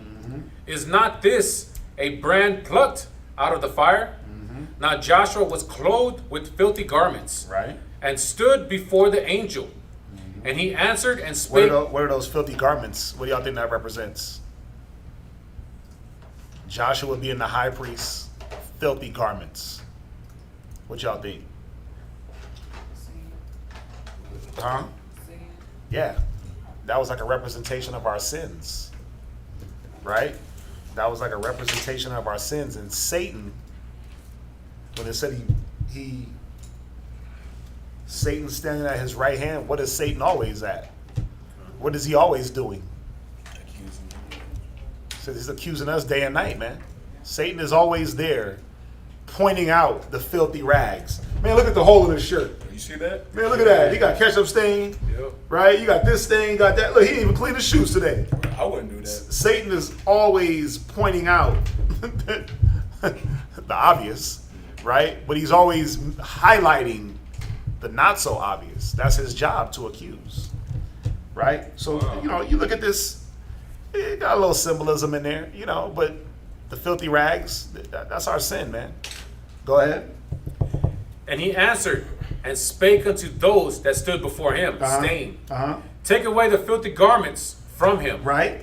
And unto him he said, Behold, I have caused thine iniquity to pass from thee. Yeah, see that? Take away the filthy garments. Take the sin away. How are we going to take our sin away? Well, think about it. Aren't we putting off our filthy garments? Yeah. And putting on, he said, awake, awake, put on thy righteous apparel, O daughter of Jerusalem. Aren't we not that putting on our what is it? It's Isaiah 58, Isaiah 50. Put on the beautiful garments. Yeah, Yeah, it's Isaiah. right? We're putting on our beautiful garments. We're putting back on our heritage, right? We're putting those things back on. Right? When the Most High said, when he saw us in our mire, nobody clothed us, nobody cared for us. But he said he clothed us, he put a jewel in our forehead, beautified us. Here it is right here. Right? Go ahead. Verse 4 again. Read- And he, Go ahead. let me go back 3. No, read for it. Verse 4. And he answered and spake unto those that stood before him, saying, Take away the filthy garments from him. And unto him he said, Behold, I have caused thine iniquity to pass from thee, and I will clothe thee with change of raiment. Yeah, I'm a regarb y'all. I'm gonna refresh your mind, your thinking. I'm gonna wipe away those old sins that Satan been accusing you of, and I'm gonna give you a whole new change of clothes. Let's see what you do with this. Right? Let's see if you keep these garments up. Just like damn children. As soon as you put them on a brand new shirt, what do? Ketchup stains, mustard stains. It's like, Dad, how you get that stain? Oh, because I wiped my hands on the shirt. I use it, right? I ate. It's like, why you wipe your mouth with the shirt? Just Why'd you do that? It was the only thing available. Go ahead. It says basically to jump to verse 7. You want me to read through it? No, you read through. What is that? No, you read from 3 and 1 through chapter 4 and verse 7. Right? Okay. Yeah. So, yeah, you got it. Verse 5. And I said, let them set a fair mitre upon his head. Right? So they set a fair mitre upon his head, and clothed him with garments. And the angel of the Lord stood by. And the angel of the Lord... Yeah, because who wore that? The priest. So now, if he's supposed to be the priest, let's make him a priest. Right? Let's put him back in that mind state. What's on his head? What's on his thinking? Right. What's in his mind? Let's put him back in that mind of a king, of a priest, of doing the righteous things, keeping that garment unspotted. Remember? Tell us about the unspotted garment. Yeah, let's keep that garment unspotted, man. Go ahead. And the angel of the Lord protested unto Joshua, saying, Thus saith the Lord of hosts, if thou wilt walk in my ways, and if thou wilt keep my charge, right, then thou shalt also judge my house, and shalt also keep my courts. And I will give thee places to walk among these that stand by. That's it. We're going to go to... No. 4 and 7, chapter 4. Keep reading 2, 4, and 7. Okay, oh, forgive me. Yeah. Hear now, O Joshua, the high priest, thou and thy fellows that sit before thee, for they are men wondered at. Right. For behold, I will bring forth my servant, the branch. Right. This is speaking of Yahweh Shai. He was known as the branch. Right? Go ahead. For behold, the stone that I have laid before Joshua. He was also known as the stone that the builders rejected. Go ahead. Upon one stone shall be 7 eyes. Behold, I will engrave the gravings thereof, saith the Lord of hosts, and I will remove the iniquity of that land in one day. In that day, saith the Lord of hosts, shall ye call every man his neighbor under the vine and under the fig tree. Chapter 4 and verse 1. And the angel of the Lord talked with me, came again, and waked me, as a man that is wakened out of his sleep, and said unto me, What seest thou?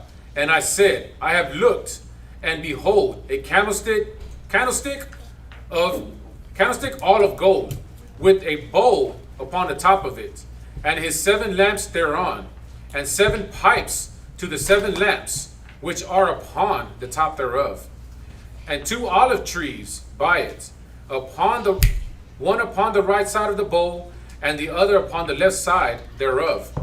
So I answered and spake to the angel that talked with me, saying, What are these, my Lord?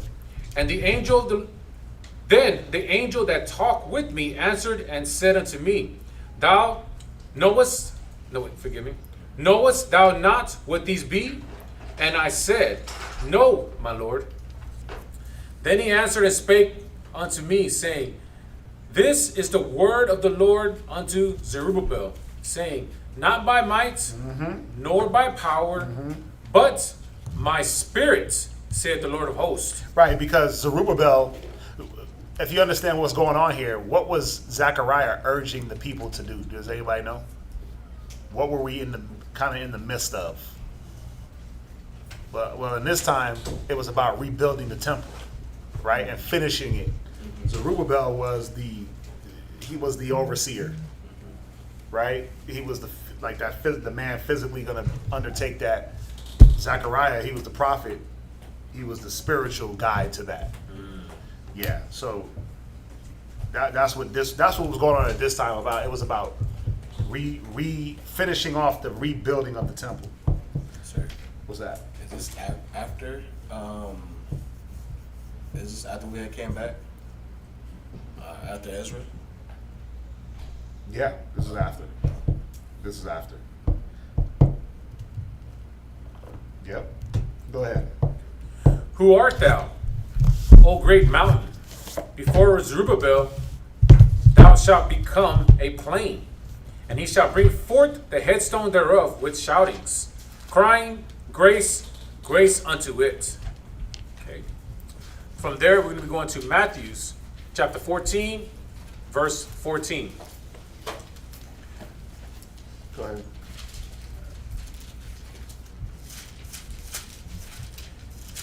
Yeah.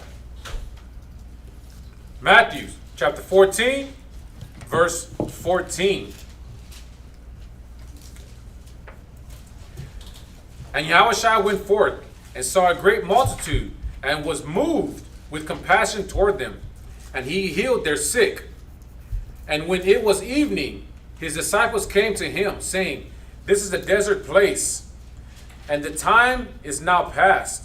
Send the multitude away, that they may go into the villages and buy themselves victuals.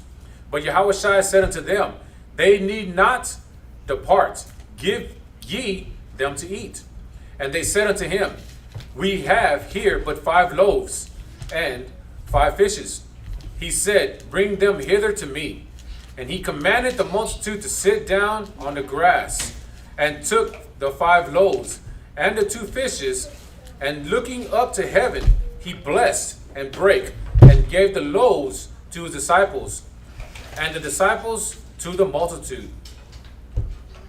And they did all eat, and were filled, and they took up of the fragments that remained 12 baskets full. And they that had eaten were about 5,000 men, beside women and children. And Actually, this was the time of. So Zerubbabel, he was the time of Ezra.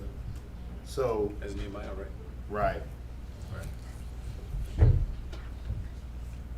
Yeah, this was about the same time.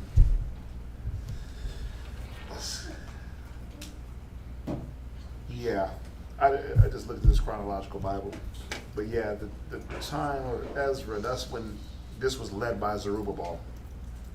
Let's see what time that was.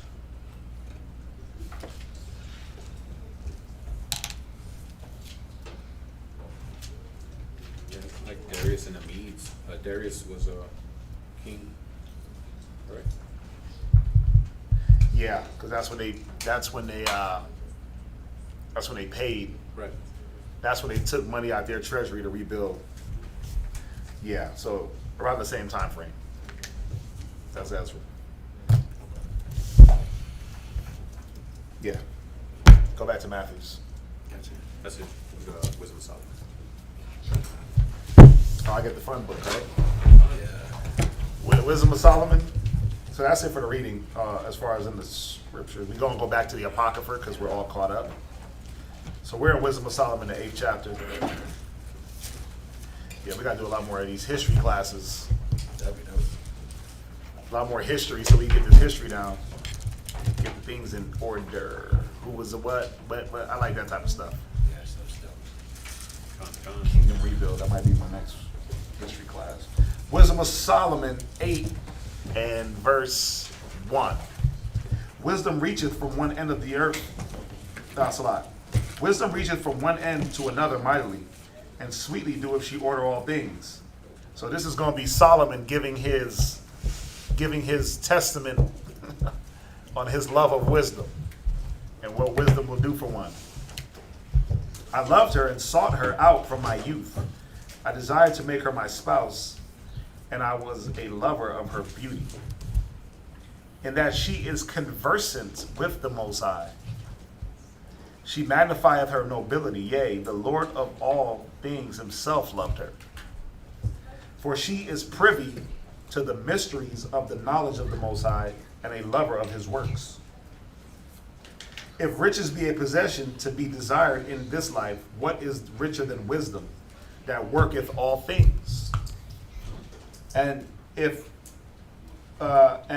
prudence work, who of all that are is more cunning workman than she? And if a man love righteousness, her labors are virtues. For she teacheth temperance and prudence, justice and fortitude, which are such things as men can have nothing more profitable in their life. If a man desire much experience, she knoweth the things of old, and conjectureth aright what is to come. She knoweth the she knoweth the subtleties of speeches, and can expound dark sentences. She foreseeth signs and wonders, and the events of seasons and times.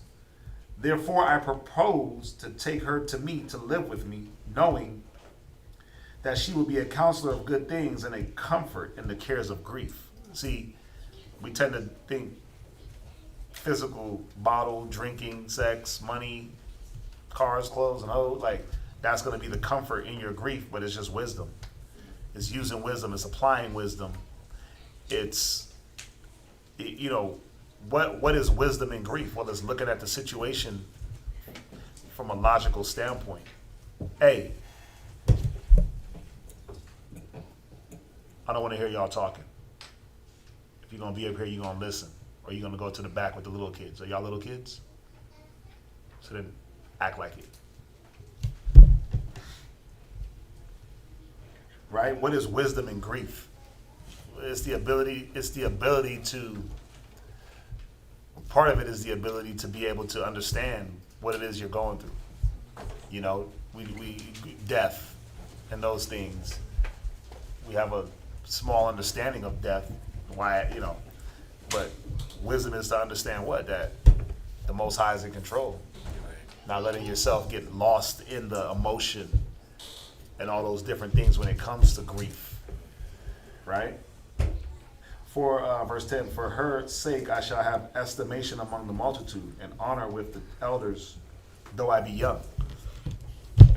Right? Let no man despise thy youth. Right? Neglect not the gift that in thee, but give attendance to reading, to exhortation, to doctrine, till I come. Right? But where does wisdom come from? Well, it comes from gaining knowledge. Where does knowledge come from? From reading. I shall be found of a quick conceit and judgment, and shall be admired in the sight of great men. 12. When I hold my tongue, they shall bide my leisure, and when I speak, they shall give good ear unto me. If I talk much, they shall lay their hands upon their mouth. Moreover, by the means of her, I shall obtain immortality. Stop running. Immortality. And leave behind me an everlasting memorial to them that come after me. 14. I shall set the people in order, and the nations shall be subject unto me. See, why is Solomon so eloquent in what he's saying? Well, he did this. He did these things. He did these things. He had the whole world in order. How could you attain peace in one place and not have it everywhere else? How could he have all these nations round about Israel paying tribute? Well, he used wisdom. He used what David did, the relationships that David built, and he didn't do what who was it? Rehoboam did, where he said, my father made your yoke heavy. Right, so I'm gonna make it heavier, basically. Nah, he did the wise. He was wise, right? He used those relationships. He built on those relationships. He added to those relationships through wisdom, right? 15. Horrible tyrants shall be afraid when they do but hear of me. I shall be found good among the multitude and valiant in war. Solomon never even went to war.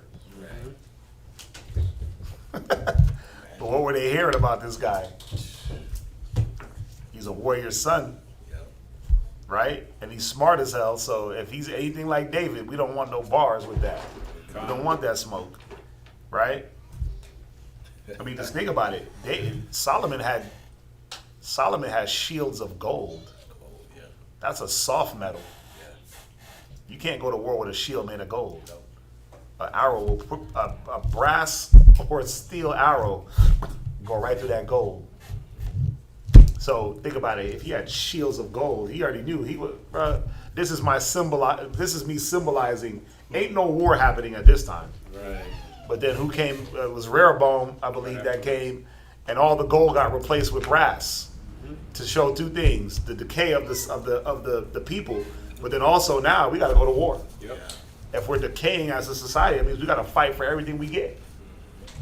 So all the gold was replaced with brass, lower level metal, lower level thinking, lower level wisdom. Right? I mean, again, what war did Solomon go to? Solomon was so dope, he pull up to a city and just take it. Yeah. He didn't really war like that. He would pull up and take the city. It said he had chariot cities. He would go to a city and he would just take it.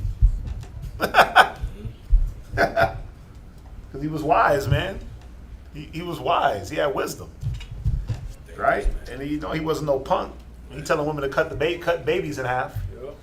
He wasn't no punk. Right. You know, he had a good mixture of all. Think about it. He put his own brother to death. Yeah. It's wisdom. Right? Adonijah, Yeah. bro, he got him put to death. Right. That's so cold and calculating. Like, just imagine. Well, it wasn't that cold. He broke the law. Exactly. Kind of. Yeah, Yeah. he broke the law, right? In theory, he was trying to be an unsavory cat. Yeah. Yeah. Where we at? 16. 16. After I am come into mine house, I will repose myself with her. For her conversations had no bitterness, and to live with her hath no sorrow, but mirth and joy. Now when I considered these things in myself and pondered them in my heart, how that to be allied unto wisdom is immortality,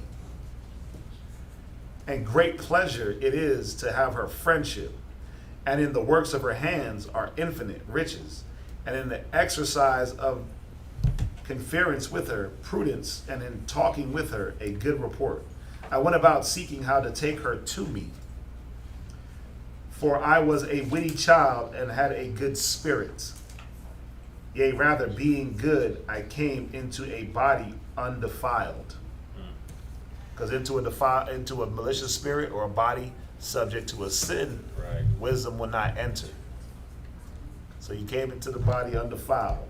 Nevertheless, when I perceived that I could not otherwise obtain her, except God gave her me, and that was a point of wisdom also, to know whose gift she was.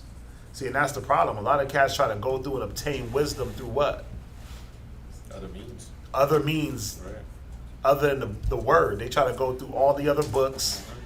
They try to calcify their pineal gland, get their kundalinis aligned and Yep. chakras in order.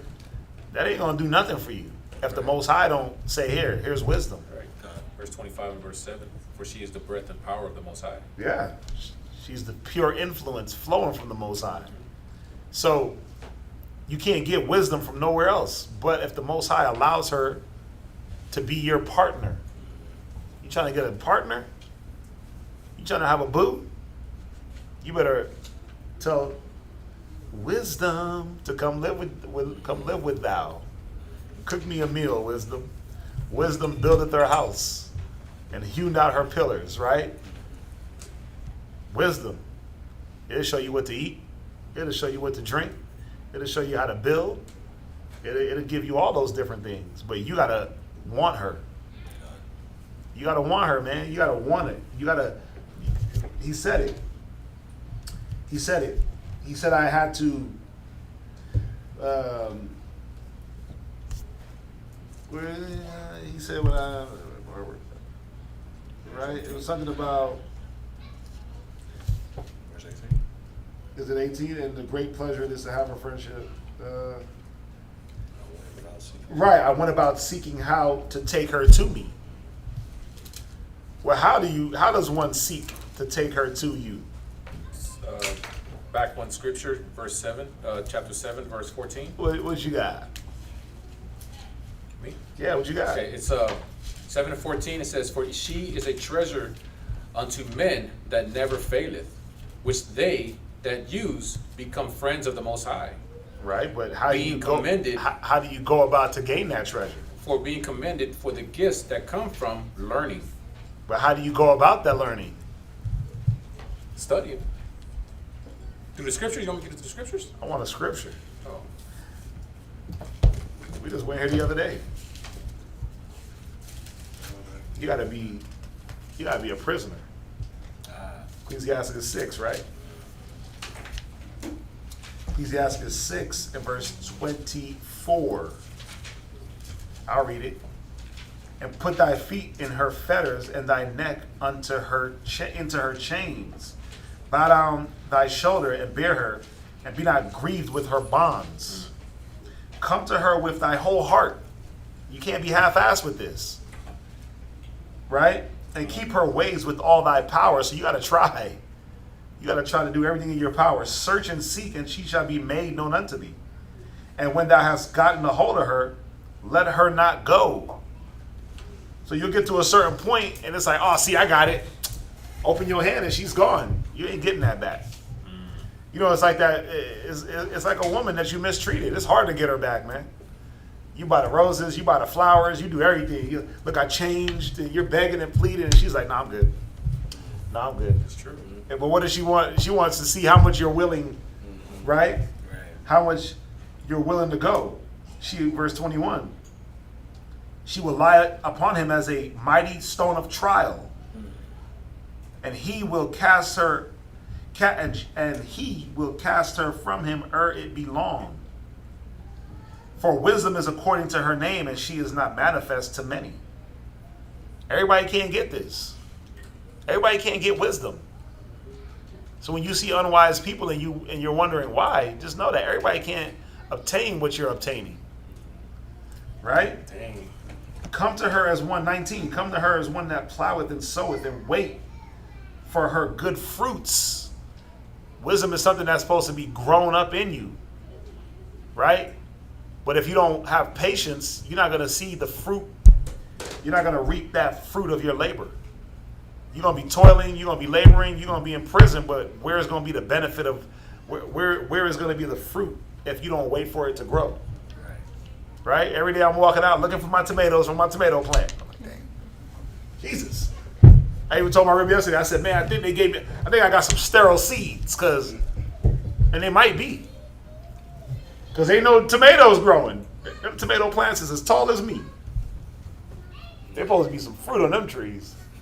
Right? But when you get them grocery store tomatoes, right? I think they're sterile because they're flowering, but then the flower is where the tomato is supposed to come from. Got the nice little vine part, but then it's drying out at the flower. I'm like, ooh, that ain't good. Might be sterile GMO seeds, more than likely. They're GMO tomatoes that they give us, so the seeds probably won't produce. That's GMO. They stunt the seeds from growing. Yeah, it's a one and done. Right? But the point is, you got to wait for fruit to grow. You got to wait. Everything grows in its course. Tomatoes take longer than okra. Okra takes, pineapples take 2 years for one pineapple to grow on a tree. One. This big. 2 years. 2 years. Limes, oranges, 2-3 years for a lime tree to produce lime. You got to wait.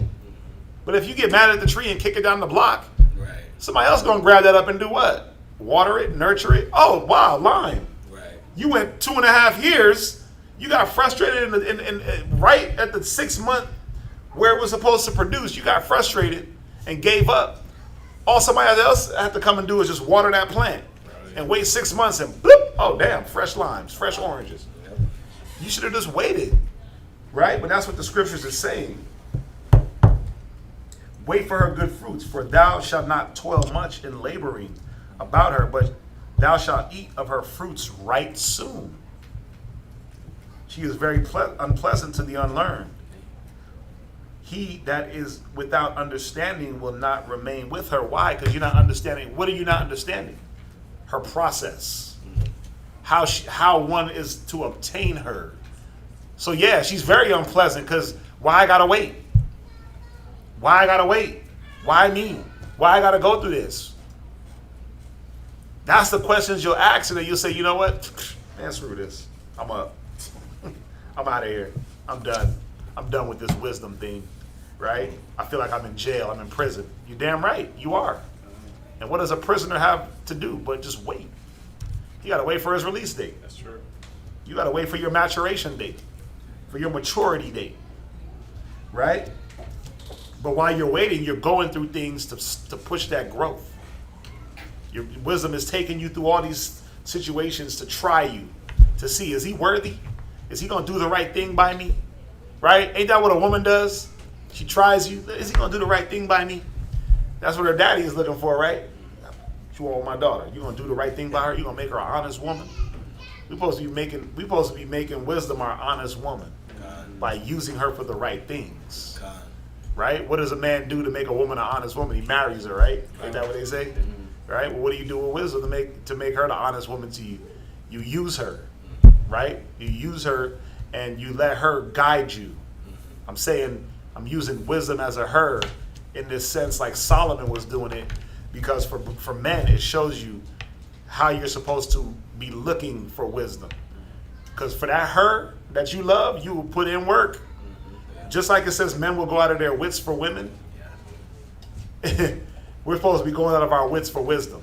We're supposed to be attaining and putting in that same level of work and sacrifice that you would do for a woman. You're supposed to be doing that for the wisdom. So that's why I'm saying her, or using that she, right? Not them. I'm using she, right? I'm using those acronyms. Because like Solomon did, he was just showing you, man, look, this is how you're supposed to be. As a man, this is how you're supposed to be going at wisdom. As a woman, that's how you're supposed to be going at wisdom. Like that man that you want to please. Right? Where did I end off at? Verse 8? Chapter 8 and what? 19. Right, for I was a witty child and had a good spirit. Yea, rather, being good, I came into a body undefiled. Nevertheless, when I perceived that I could not otherwise obtain her, because it wasn't about how good your body was. It wasn't about how good your family was. It wasn't about how good your spirit really was. Most High had to say, look, you got it. Right? When I perceived that I could not otherwise obtain her, except God gave her me. And that was the point of wisdom, also to know whose gift she was. I prayed unto the Lord, right? And besought him, and with my whole heart I said, right. So then it's gonna go into his prayer. We'll read that next week. That's like a cliffhanger almost. Yep. And this is gonna be the prayer that he prayed when you read in Kings, when it said that he prayed for wisdom, and the Most High gave him wisdom and riches. This is gonna be the prayer right here. Yep. So, right? That's my cliffhanger music. To be continued. To be continued music. We'll see you next time. Oh, we setting world records up in here. 2 o'clock. We did the apocrypha and everything. So, any questions? Any questions? That geese thing, she asked about the geese. We gotta look into that. Shalom, is geese lawful? I gotta look into that. Geese and ducks. I never read about us sacrificing them, but we'd have to look into that, because remember, it don't say geese and ducks in the Bible, so it might go by a different name. But I mean, truthfully, as far as I remember, we weren't to eat duck. No duck? Duck and geese, no. But we'd have to look. I'd have to look into it, because again, some of those names of those birds, when you go into those birds, the names are different. The names are different, so I have to go through. Let me go through that and look. Giraffe jerky is lawful. What's that, Derek? Back in Numbers 12:5, Right. it says, "And the Lord came down in the pillar of the cloud and stood in the door, Mm-hmm. Read. and called Aaron and Miriam, and they both came forward." Yep. What's your question? This cloud, Mm-hmm. was that they could see his legs standing there? They say he stood. The cloud stood in the door. For you, Numbers what? 12:5. And the Lord came down in the pillar of the cloud and stood in the door of the tabernacle. Yeah, remember, the cloud that it's talking about is what? Well, no, the cloud, remember, it was the cloud by day, the light by night, the chariot. The chariot. Yeah. So what is that saying in layman's terms? Yahweh Shai was chariot hopping. Geese have web feet. We can't eat web feet, right? Okay. Right. He came out of the pillar. He came out of the cloud. Remember, he said, "I come up with clouds." Mm-hmm. Yeah. So remember on Mount Sinai, what was above Mount Sinai? The hundreds and hundreds of thousands of angels Right. and chariots. Watch. Go to Psalms 6. What is it? 69. What is it? Psalm 7. 73, isn't it? Psalm 73. Hold on, let me just get So the Lord is with them in Sinai. I'm misquoting it. But yeah, you don't get caught up in the wording. The pillar of the cloud, right? The cloud was the chariot. No, that's not Psalm 73. It's Psalm. You just went there, right? Oh, we can read this. Psalm 68. 68. And what? 17. Yeah, there it is. The chariots of the Most High are 20,000, even thousands of angels. The Lord is among them, as in Sinai, in the holy place. So yeah. So Yahweh Shai came down out them chariots. Oh, okay. Yeah, and presented him and was with Miriam, Aaron, that he called them. Why did they was getting done so dirty? Look at what all they were seeing. Look at all that you were seeing. You got chariots, you got Yahweh Shai, you got miracles, you got manna. Why did the Most High was so hard, like Miriam, for her to just talk bad about Moses, and he just hit her with leprosy? Yeah. You see that? Because look at what you're accountable for. Yeah, Yahweh Shai is standing right here in front of you. Right? It said the Lord. So we know it wasn't the Most High, because the Most High don't show himself to anybody. Right. Right? And it wasn't just a regular angel, because it said the Lord. But we know that many times they were dealing with, they had the voices of angels, they had angels in front of them. Come on, there was so many different things that the Most High was doing to keep that mind towards him going. You know? So, geese have web feet. We can't eat web feet, right?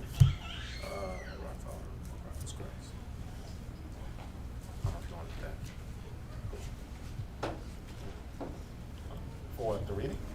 No, he was asking, could, if it was Yahweh Shai, we went to Noah's right. Yahweh Shai, that's basically it. You know? Well, it said the Lord. Right. Yeah. It said the Lord. We know it ain't the Most High. Yeah. All right, so that's easy. But what was your question? Was that your question? Yeah, that was the question. Just the legs. They say they seen his legs. No. Standing. No, it said that it said he came down in the pit. It said, and the Lord came down in the pillar of the cloud and stood in the door of the tabernacle. Oh, stood, yeah. Yeah, so he was the door of the tabernacle. Why? So everyone else could see him. So all the people could see. Yeah. Watch, verse 4. And the Lord spake suddenly unto Moses and unto Aaron and unto Miriam. Come out ye three unto the tabernacle of the congregation. And they three came out. So then Yahweh Shai came also. What was he showing? Like, look, I'm dealing with them. Right? I'm dealing with them. Why did he have to do such a showing?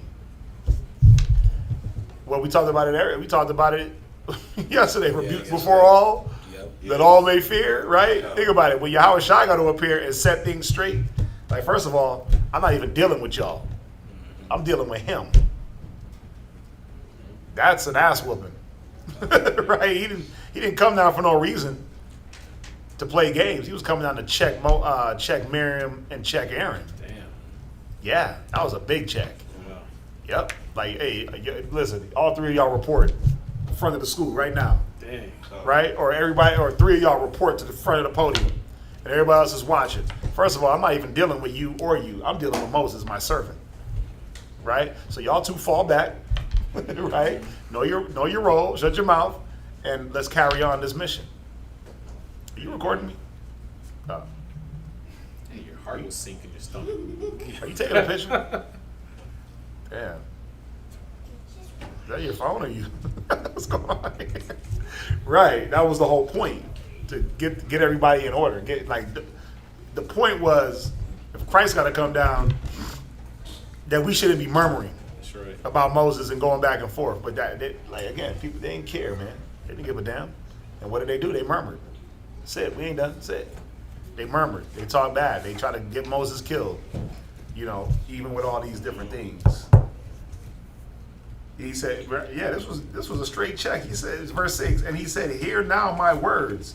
If there be a prophet among you, I, the Lord, will make myself known unto him in a vision, and will speak unto him in a dream. My servant Moses is not so. Like, bro, I'm on way higher levels with Moses than just a prophet.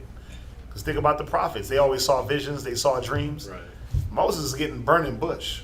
That's wild, man. Moses is getting brought up to the Mount Sinai and taught by Christ. This how you gonna do the lampstick. This how you gonna build the Ark of the Covenant. This how you gonna build the tabernacle. That's Moses dealing. He getting first-hand accounts. That's high. Why you think when he came down, they said they had to cover his face with a veil Damn. to just sit there with Christ and get taught? Sit there amongst all those angels Dang. and watch them minister. There was a lot going on where the mountain was smoking and shaking. There was a lot of things happening, man, Still burnt to this day. that even Moses didn't talk about. Right? He didn't talk about a lot of that stuff. He gave them what they needed to know. Max, turn around. Mina, go to the back. You sit. You see that? So this was a straight check. This was Christ coming down and checking them in front of everybody. Right? Yeah, with him will I speak mouth to mouth. Even apparently, meaning there's no guessing. With you niggas, you're going to have to guess. You're going to have to prophesy with Miriam. You got to prophesy with cymbals and chimes and all that.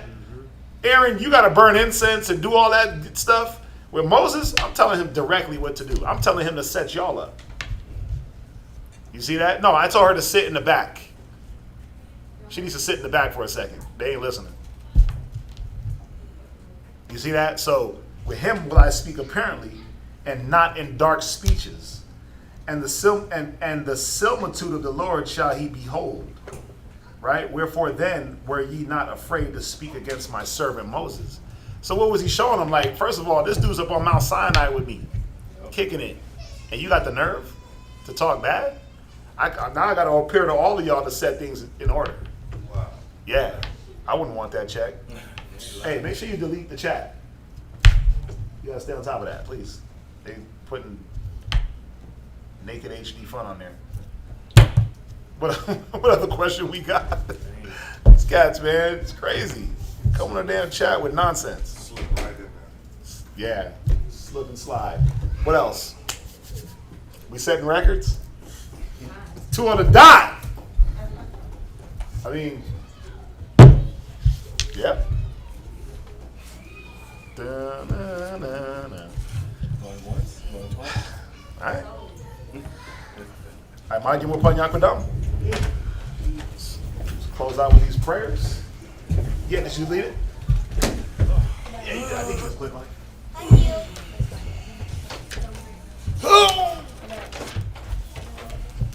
What? Can you what? You ready to read? I'm not gonna stop you. First of all, you need to learn how to listen and pay attention.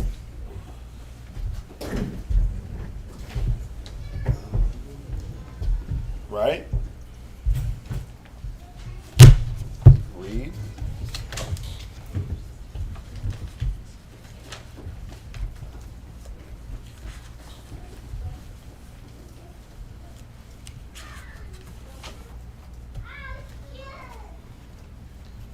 Right, so we're going to do the closing prayers. I feel like I ain't done us in so long. Barakatah Yahweh. Barakatah Yahweh. Bahashem Yahweh Shai. Bahashem Yahweh Shai. Baruch Kashai. Baruch Kashai. Shemai. Shemai. Our prayers. Our prayers. Shalach. Shalach. Maya Ka'ala. Maya Ka'ala. Wa. Wa. Ha. Ha. Alahayim. Alahayim. La. La. Shemar'al. Shemar'al. Barak. Barak. Rapah. Rapah. Kazak. Kazak. Pa'ayin. Pa'ayin. Yashar'ala. Yashar'ala. Shalach. Shalach. Much wisdom. Much wisdom. Knowledge. Knowledge. Understanding. Understanding. Patience. Patience. Faith. Faith. Brotherhood. Brotherhood. Love. Love. And spiritual power. And spiritual power. Salakia. Salakia. Of our sins. Of our sins. Send your son. Send your son. Yahushai quickly. Yahushai quickly. For in thee is our hope. For in thee is our hope. Bahashem Yahushai. Bahashem Yahushai. The water. The water. Yad. Yad. Amen. Yahweh, in the name of Yahweh Shai, please listen to us right now. Send Michael and the righteous angels to watch over, bless, heal, protect, and make strong the people of Israel. Also send unto us much wisdom, much knowledge, much understanding, much patience, much faith, and much brotherhood and much love, spiritual power, and forgive all of our sins. Yahweh Shai, come quickly, for in thee is our hope, always and forever. Amen. Amen.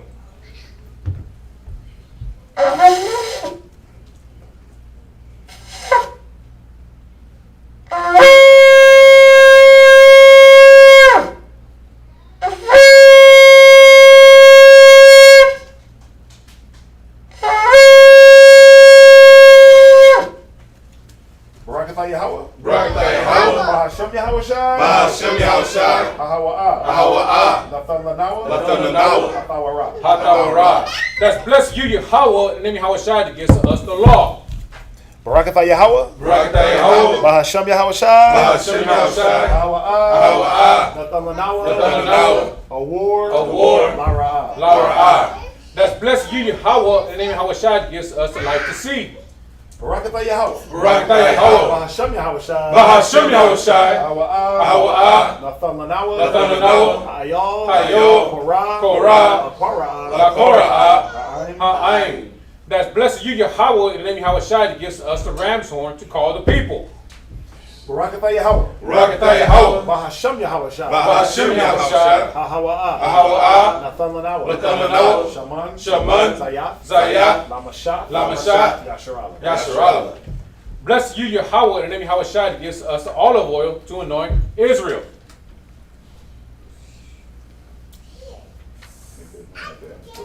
Oh, wait. No. What? Okay.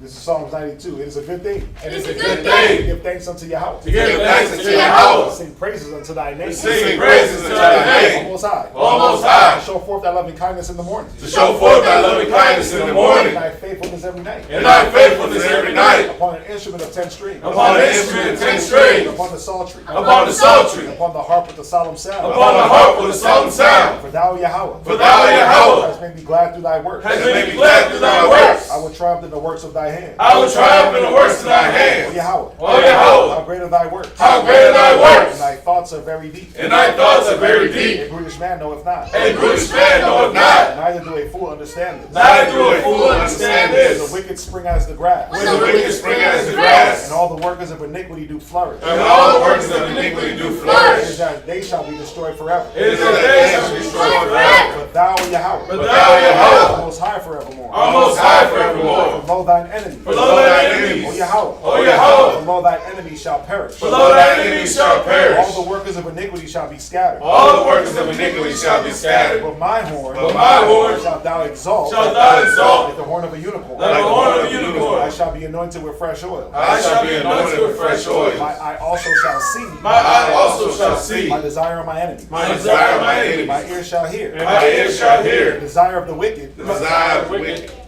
The desire of the wicked. The desire of the wicked. that rise up against me. that rise up against The me. righteous shall flourish like the palm tree. The righteous shall flourish like the palm He tree. shall grow like the cedar in Lebanon. He shall grow like the cedar of Lebanon. Those that be planted in the house of Yahushua Those that be planted in the house of Yahushua shall flourish in the courts of the Most High. shall flourish in the courts of the Most They High. shall still bring forth fruit in old age. They shall still bring forth fruit in old They age. shall be fat and flourishing. They shall be fat and flourishing. To show that Yahweh is upright. To show that Yahweh is He upright. is our rock. He is our rock. And there is no unrighteousness in And him. there is no unrighteousness in him. This is Psalms 133. Shayar. Shayar. Hamalawat. Hamalawat. Ladawad. Ladawad. Hana. Hana. Matawad. Matawad. Waman. Waman. Na'ayam. Na'ayam. Shabbat. Shabbat. Akim. Akim. Gum. Gum. Yachad. Yachad. Hashaman. Hashaman. Atawab. Atawab. Ayel. Ayel. Harash. Harash. Yerad. Yerad. Ayel. Ayel. Hazapon. Hazapon. Zapon. Zapon. Aharon. Aharon. Shayirad. Shayirad. Ayel. Ayel. Hayah. Hayah. Malawakiwa. Malawakiwa. Katol. Katol. Carbon 1. Carbon 1. Shayirad. Shayirad. Ayel. Ayel. Ararya. Ararya. Tazaya 1. Tazaya 1. Hayah. Hayah. Sham. Sham. Tazawa. Tazawa. Yahweh. Yahweh. Habaraka. Habaraka. Hayayam. Hayayam. Ay. Ay. Ha'awalam. Ha'awalam. Amen. Amen. This is Psalms 133. Behold, how good and how pleasant it is for brethren to dwell together in unity. It is like the precious ointment upon the head, that ran down upon the beard, even Aaron's beard, that went down to the skirts of his garments, as the dew of Hermon, and as the dew that descended upon the mount of Zion. For there the Lord commanded the blessing, even life forevermore. Ba'ashem Yahushua. Ba'ashem Yahushua. The water. The Yah. The Yah. Amen. Amen. Let's circle up.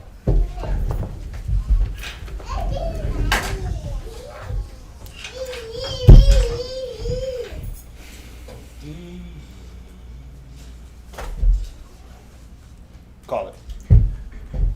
Akim. Amayim. Barak. Yahweh Hashem Yahushua Rakatham. Kumash Rala. Kumash Rala. Kumash Rala. Yadumatah. Hands down. Let's turn to face the sisters. Sisters rise. Turn around. That's so weird. Call it. Slew not the daughters of Zion, men of Israel. Amayim. Barak.